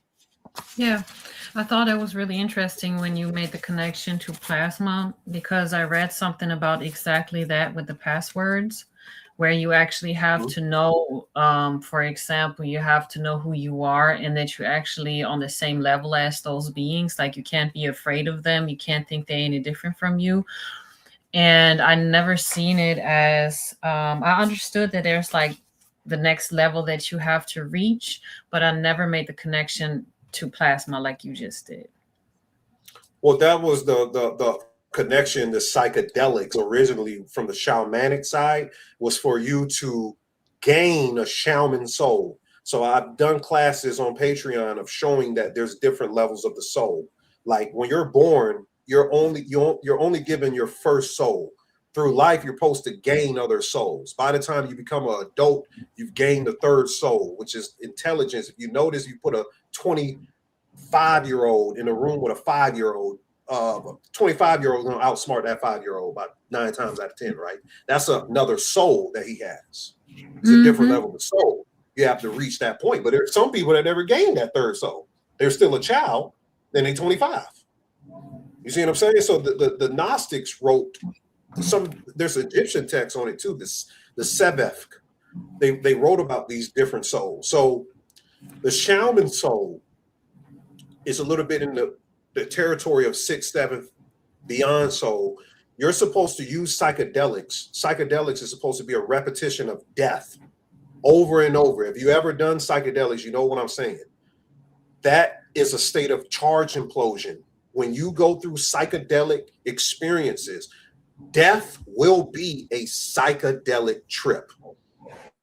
When you leave the body, it will be just like a psychedelic trip. I can confirm that. Get the book called Damon by Anthony Peake. The book called Damon.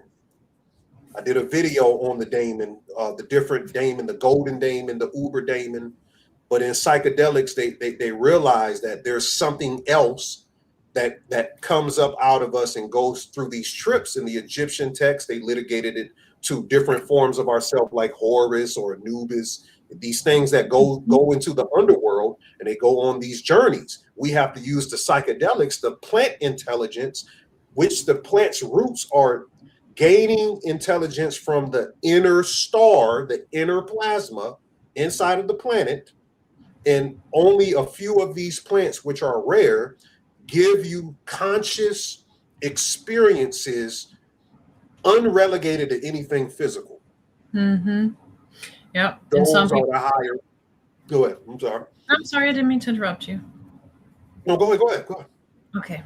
I just wanted to say that some people say that you should be able to reach that state on your own.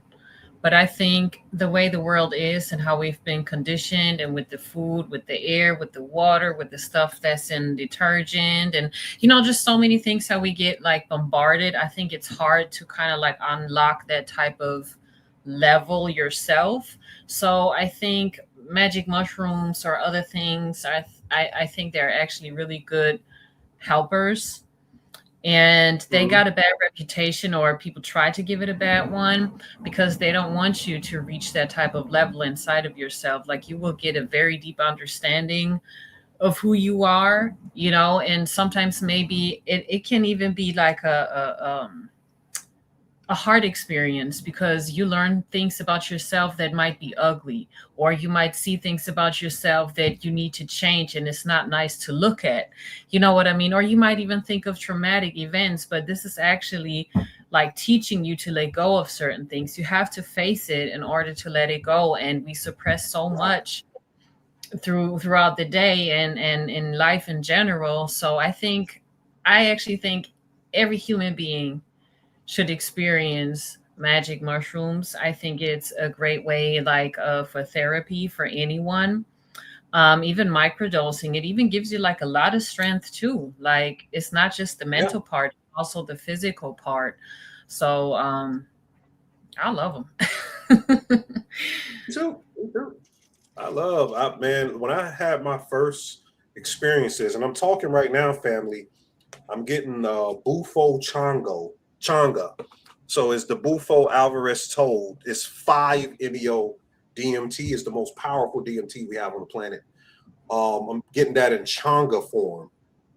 I'm speaking to a shaman right now, getting that. And my first experience with Changa magic mushrooms, it completely changed who I was. It made me into a real metaphysicist because I had never been in the torsion field.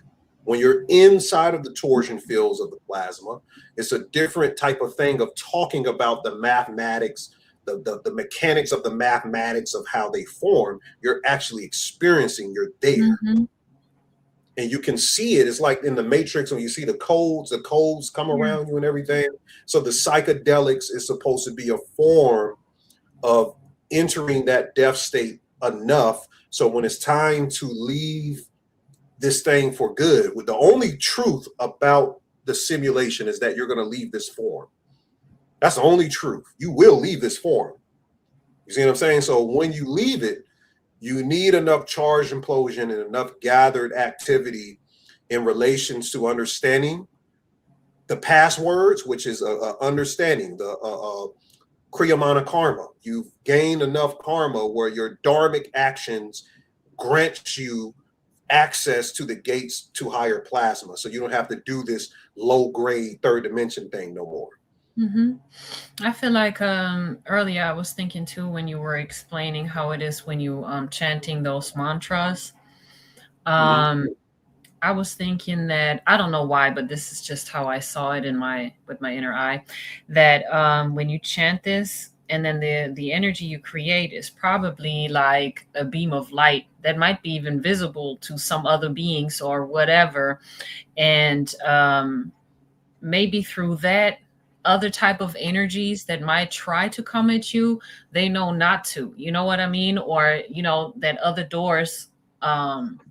Are open for you because you reached higher levels even in this realm by charging your spiritual body, your soul, or what I mean with these chunks. So I don't know. That's I think exactly it. yeah, I think it goes further than what we actually can see. You're That it's right like, on with it. yeah. I'm thinking because we was talking about the moon earlier, but we didn't get into the importance of the moon really. And I would Mhm. like to speak about the topic of moon children as well. Like if you could Okay. maybe. Mhm. Yes. So the moon original name is Chandra.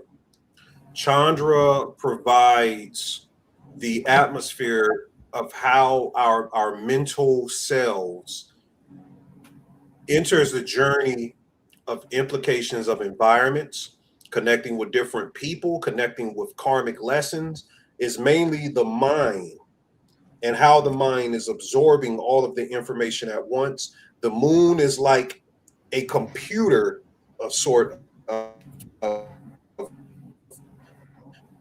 organizing psychologically or spiritually how these things permeate and develop in our lives different ways. For instance, I'm a Leo moon, Purva Falgunian.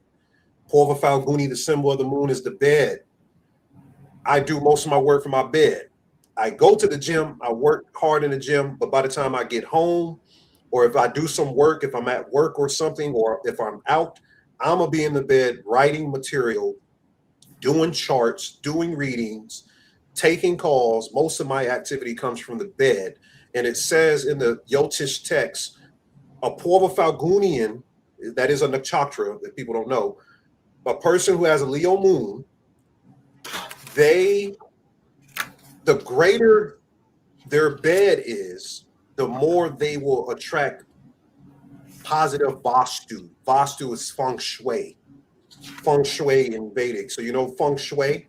So the direction your head is in the bed can determine what type of karma is bestowed in your life. So where you have your house set up at, which direction things are in your house can really affect the nature and the capacity of future probability states of how you interact with people, how people give you things. You know, people might just come and say, hey, here, have this, here, have this. Mm-hmm.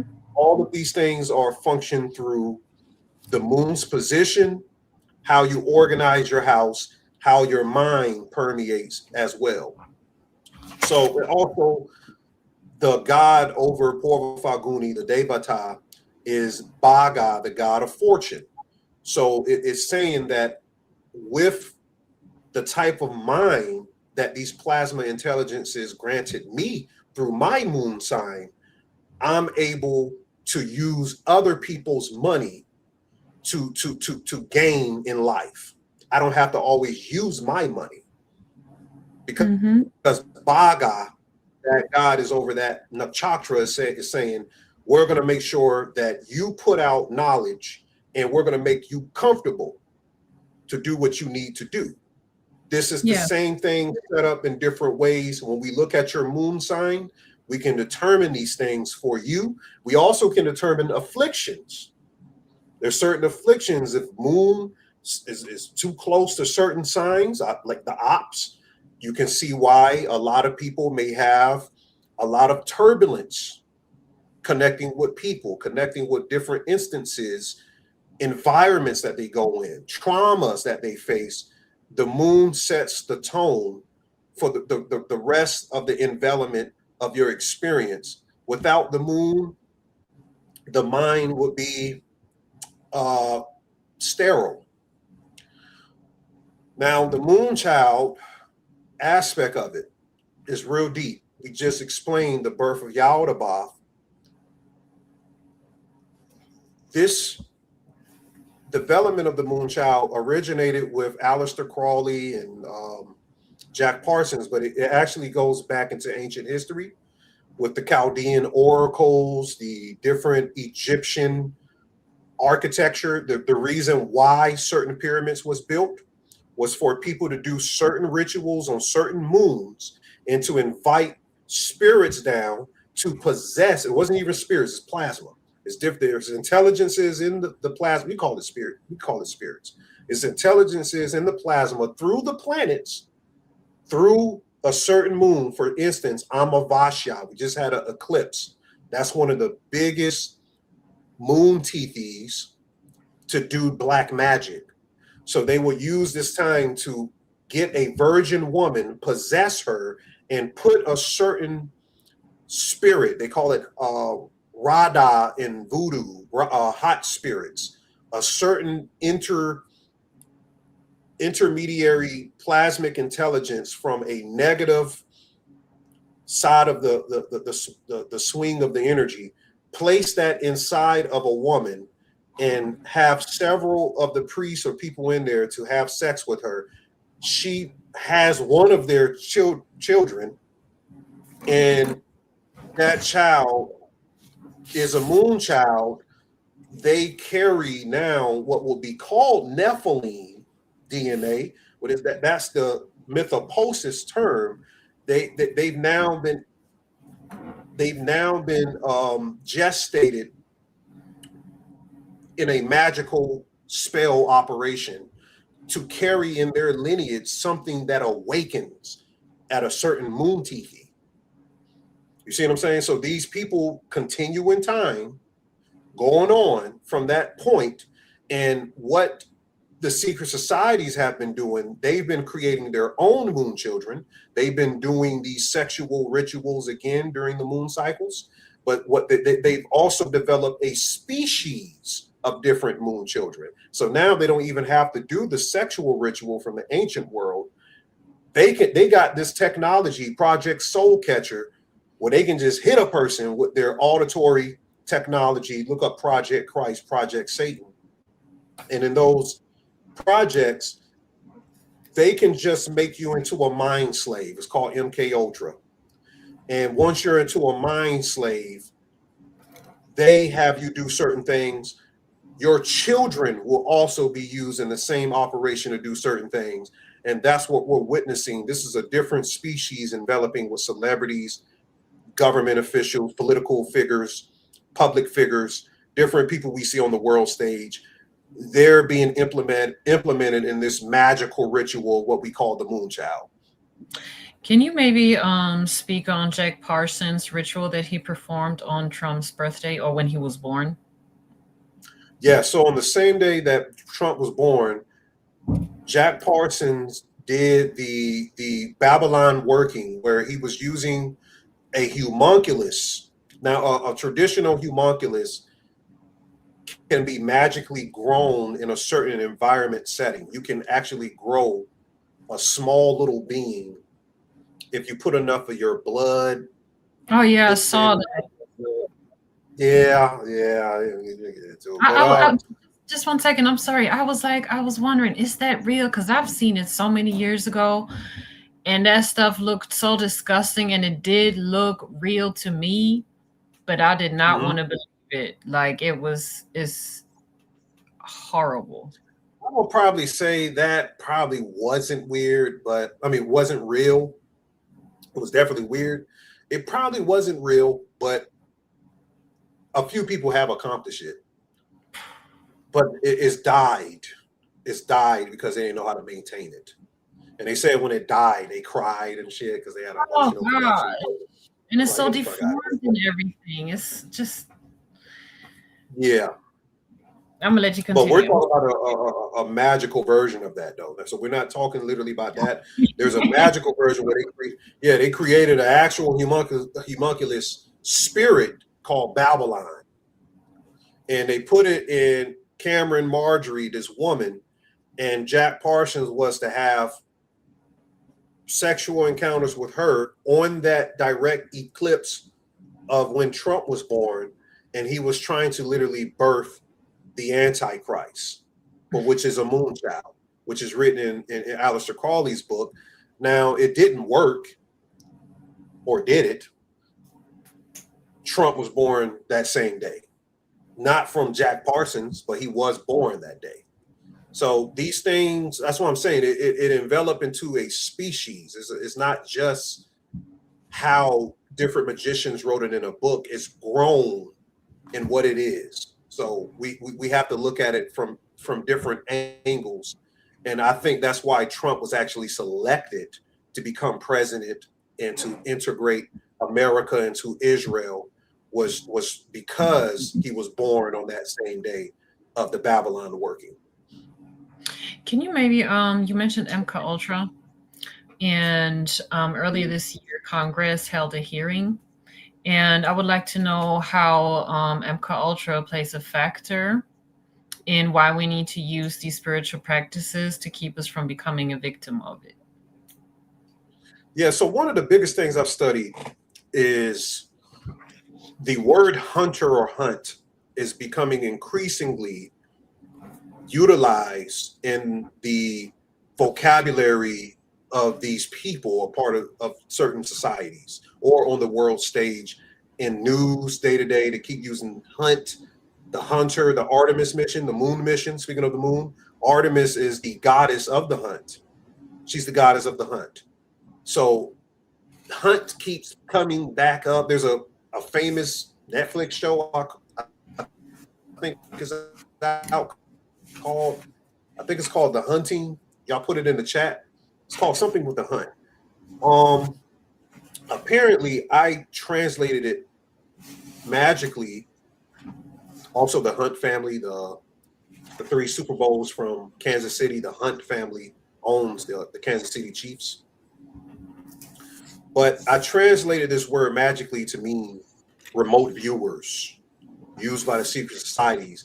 They can send things into certain parameters, into certain ley lines. They're using remote viewers, which are, some of them are used in government, like the Project Stargate, to do certain things for the government. Other people are used for the secret societies to literally infiltrate certain people's minds. Yeah. But they also have the auditory technology to do it as well. I even saw that they're combining the remote viewers with the technology. The remote viewers can they can beam themselves up into the atmosphere. And because they put so much nanoparticles in the atmosphere, they have figured out a way in this technology, which I've explained, to coagulate the nanoparticles and create a plasma orb in the sky where the remote viewer can fly it with their mind. And that's a lot of the plasma orbs and spheres that we're seeing. They're trying technology of people actually flying them themselves with their minds. Now, our side of the research, because they're combining the tech with the magic at this point, that's what the whole technosphere, they call it there's another term for it. I can't think of it right now, but it's outside of Lucifer Technologies, but something like that pertaining to that. But this technology has gotten to a point where they can do stuff like that. We need to be increasing the defensive capabilities that we have and the offensive capabilities, because I actually read Gnostic texts that said that the group of people with the divine sparks, they're capable of hopping inside of archons. And I remember having a psychedelic trip, and I explained this story when I saw a interdimensional being. It was flying this ship. I've told this story a lot of times, and I actually teleported on the ship during a psychedelic trip. It's not me being crazy. Psychedelics, call it psychedelic, wacky experience. Call it what you want. But when I was in the ship, I looked at the being. The being didn't speak English, but it telepathically told me in English, "You should not be here." And I didn't know when I teleported to the ship, I teleported inside of his buddy's body that was next to him flying that ship. So he pushed me out of that being's body, and I came back to my body. So we have these capabilities as well without learning the black magic emphasis of it, the darker magic emphasis where you got to cut up some chickens or do some shit to them. And really, you're working for the archons in that way. You know, they'll say, okay, we'll give them a little ability. We'll reduce or increase something through Rahu to amplify and allow for them to do something like this. Because what I've noticed is certain people can't cast spells. They can't talk negativity or a spell over you without having certain placements in their chart, especially dealing with the sixth house. The sixth house of the chart is the enemy house. There are other houses. There's the stuna houses, the negative houses in the chart.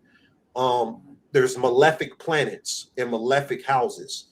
And if there's not malefic planets matching up in these houses, these people don't have the ability to speak a curse on you. But certain people do. Certain people do have these abilities. So what I'm suggesting is that we're using the mantric, the bija sound tech, the cyclomancy, the visualizing of torsion fields, staring at lattice cobweb tunnel spirals, different advanced sacred geometry, visualizing it in our mind, and increasing our spiritual technology to have defense, and also, if we need to have offense, to go on the offense with this. And that's what I want to produce in another generation. Once I put out my book, I want to provide the tools for people to look into that, so they'll be prepared and have a preparation and a system to work with. I like how you said spiritual technology. Yes, we need to have inner technology for sure. I really like that. And it's like, I think people need to be more aware of what this life really is about. I understand we want to have fun, we want to enjoy, but this life is actually really like, we have to be mindful of like that we need to leave this realm and not come back. You know, it's really about our souls. It really is. I don't want to come back here. I don't want to get sucked up like they say that the moon is like this device or whatever that recycles your soul, and when you see the light at the end of the tunnel, it's not what you think it is. You just get recycled. And you should stay like with the darkness and not go towards the light and shit. It's like I don't want to come back. I don't. And this is why distracted so much with TV, with politics, with this, with celebrities, whatever. Because if you really sit down and you think about it, like you said, you know, with some substances, you know, like psychedelics and stuff, you really understand what this shit is about.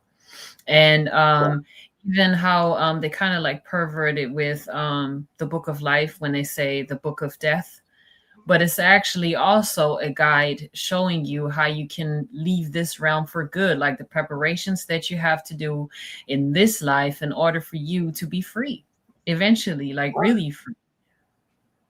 Right, right. And it's essential. The preparation is why we're here. I mean, the karma, the passing down for your ancestors, the task is given to you. Can you turn this trajectory in the right way so we can get up out of here? It's going to be a collective that does it. I would rather be a part of that collective than to continue in the darkness of the ignorance of not knowing what's going on. I think the first step is actually knowing what's going on, to be aware of how the system works, what it is, and what needs to get done. I mean, nobody's perfect. We don't all have like the perfect plan and, you know, can execute everything 100% at all times, but at least you are aware. That's like the first step to actually accomplish that goal. That's what I think. You know, you have to know what's going on and that it's about your soul. I understand with the Christians, they kind of, and no disrespect or whatever, but with the Christians, they kind of have it right that you have to save your soul, but it's not in this sense how it's explained, you know, in religion. It goes actually way deeper. Read some of the comments in here. So you can't enter a Gartha with a filthy heart. Somebody said psychedelic experiences are holographic. Maybe for your ass. So it's EL says student has the wisdom. The teacher elder knows the way. Wax on, wax off. The moon childs. There are sun childs, star childs. Someone, Nubia Messiah says, where water is king, land must obey. I'm just going through a few of these comments. L says, I like the equation of celebrities to curses from Jujutsu Kaisen. Absolutely.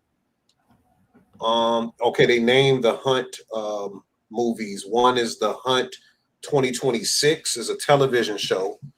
And 2020, there was a movie called The Hunt. Tanya says, yes, the natural occurring black goo underground corresponds to ley lines and atmospheric elements work together. That's interesting. Those with the RV skill, remote viewing skill, jump into that flow of energy. Very interesting. Somebody says the tech reads the astral field of the world.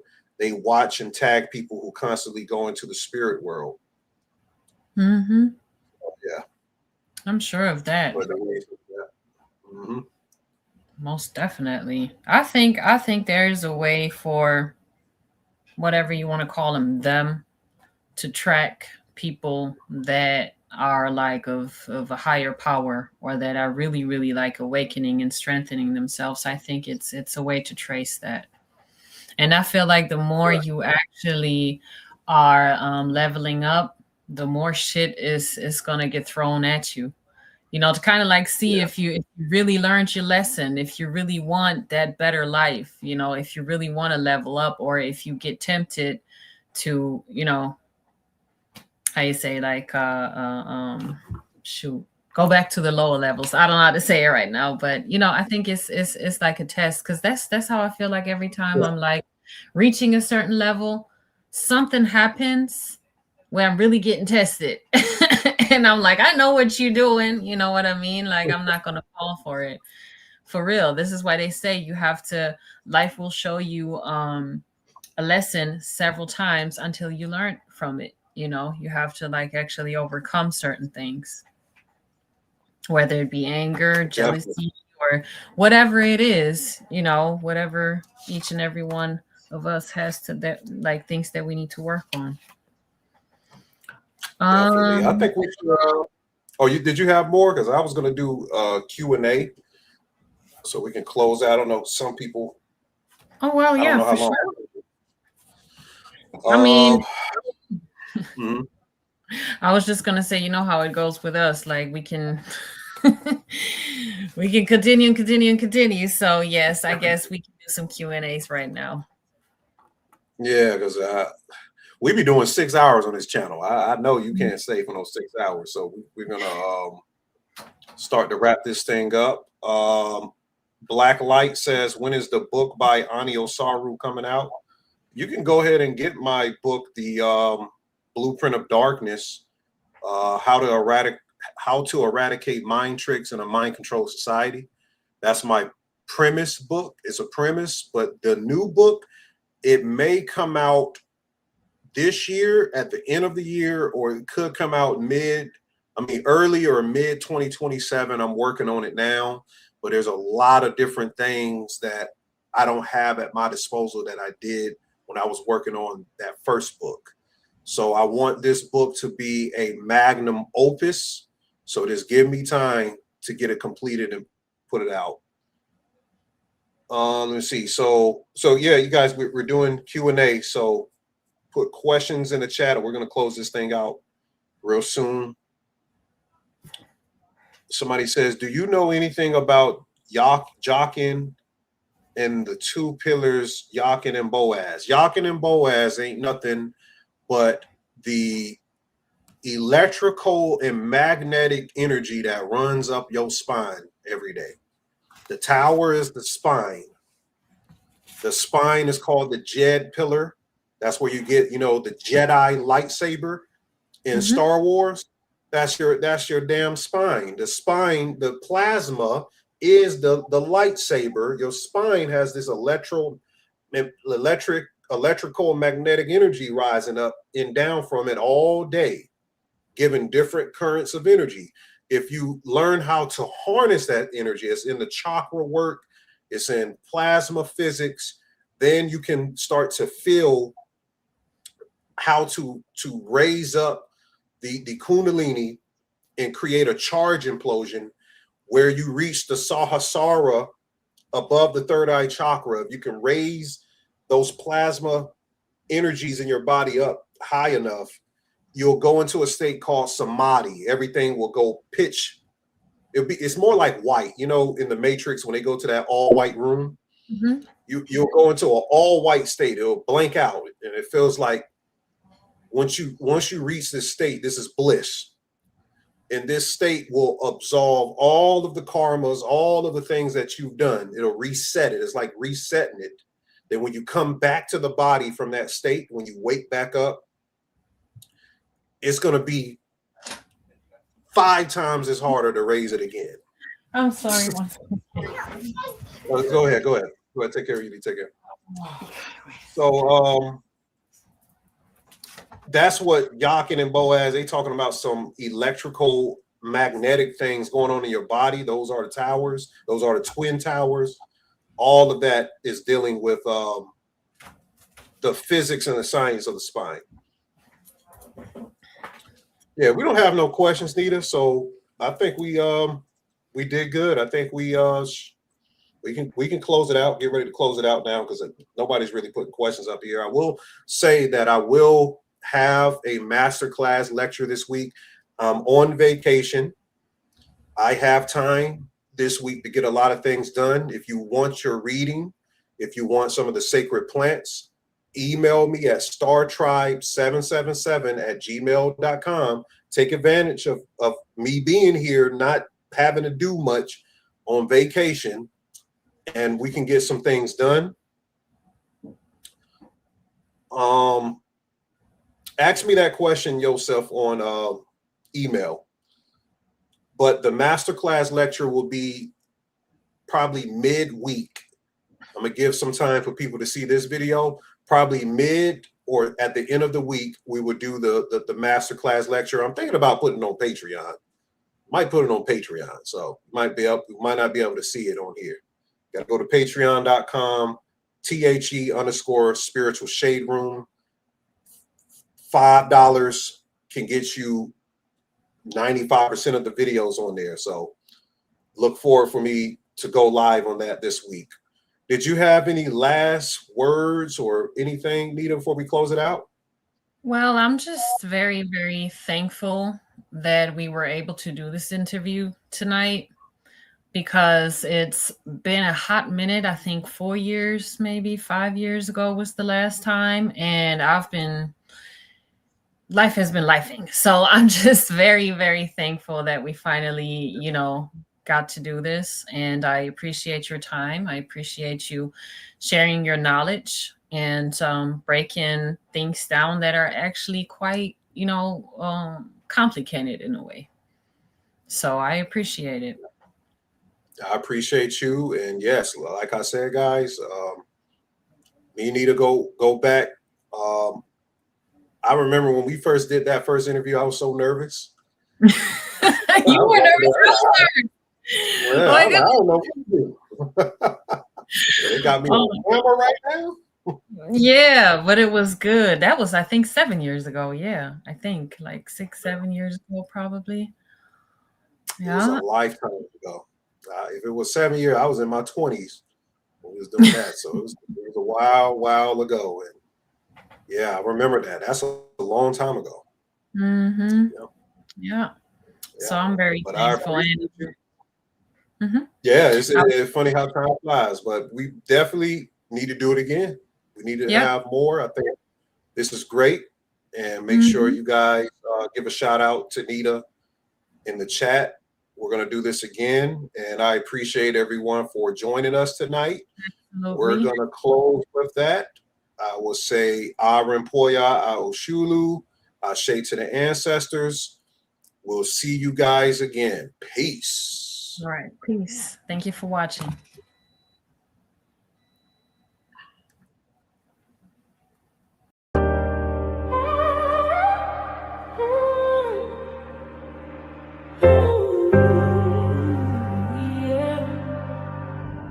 None in my chest, zen in my mind, singing my step, make the tongue line slide. Melanin lit like the sun won't die. Breathing the body, got the whole room high. Zen in it. I came back with the frequency clean. Black star soul in a human machine. Whole world glitch when I enter the scene. I was born where the pressure made diamonds speak. Where the block got prayers on the concrete. Where the phone got souls on a dopamine leash. And the kids scroll numb just to feel some peace. I've been watching the code, try to copy my glow. Try to market my pain, try to package my soul. But the mantra hit deep when the baseline roll. Zen for the wheel, zen for control. Sing when I move through the static. Black boy magic with a Sanskrit habit. Prana in my lungs, got the whole world lagging. I don't chase trends, I decode what happened. Rahu in the mirror tried to sell me desire. Shiny on my back, put my nerves in fire. Soya on my crown, made the bloodline brighter. Chandra in my mood, made the night inspired. Zen in my chest, zen in my mind. Zing in my step, trying to line slide. Melanin lit like the sun won't die. Breathing the body, got the whole room high. And zen. I came back with the frequency clean. Black star soul in a human machine. Whole world glitch when I enter the scene. She said your aura feel expensive. I said that's tappers in the flesh. That's ancestors in the real. That's karma leaving through the breath. I don't need fame, I need center. I don't need noise, I need aim. I don't need them to believe. I let the mantra charge my name. Then for the ones who survived it. Zen for the calm and the flame. Sing for the spark when we rise up. Everything falls for the change. Then zen. I came back with the frequency team. Black star soul in a human machine. Whole world glitch when I enter the scene.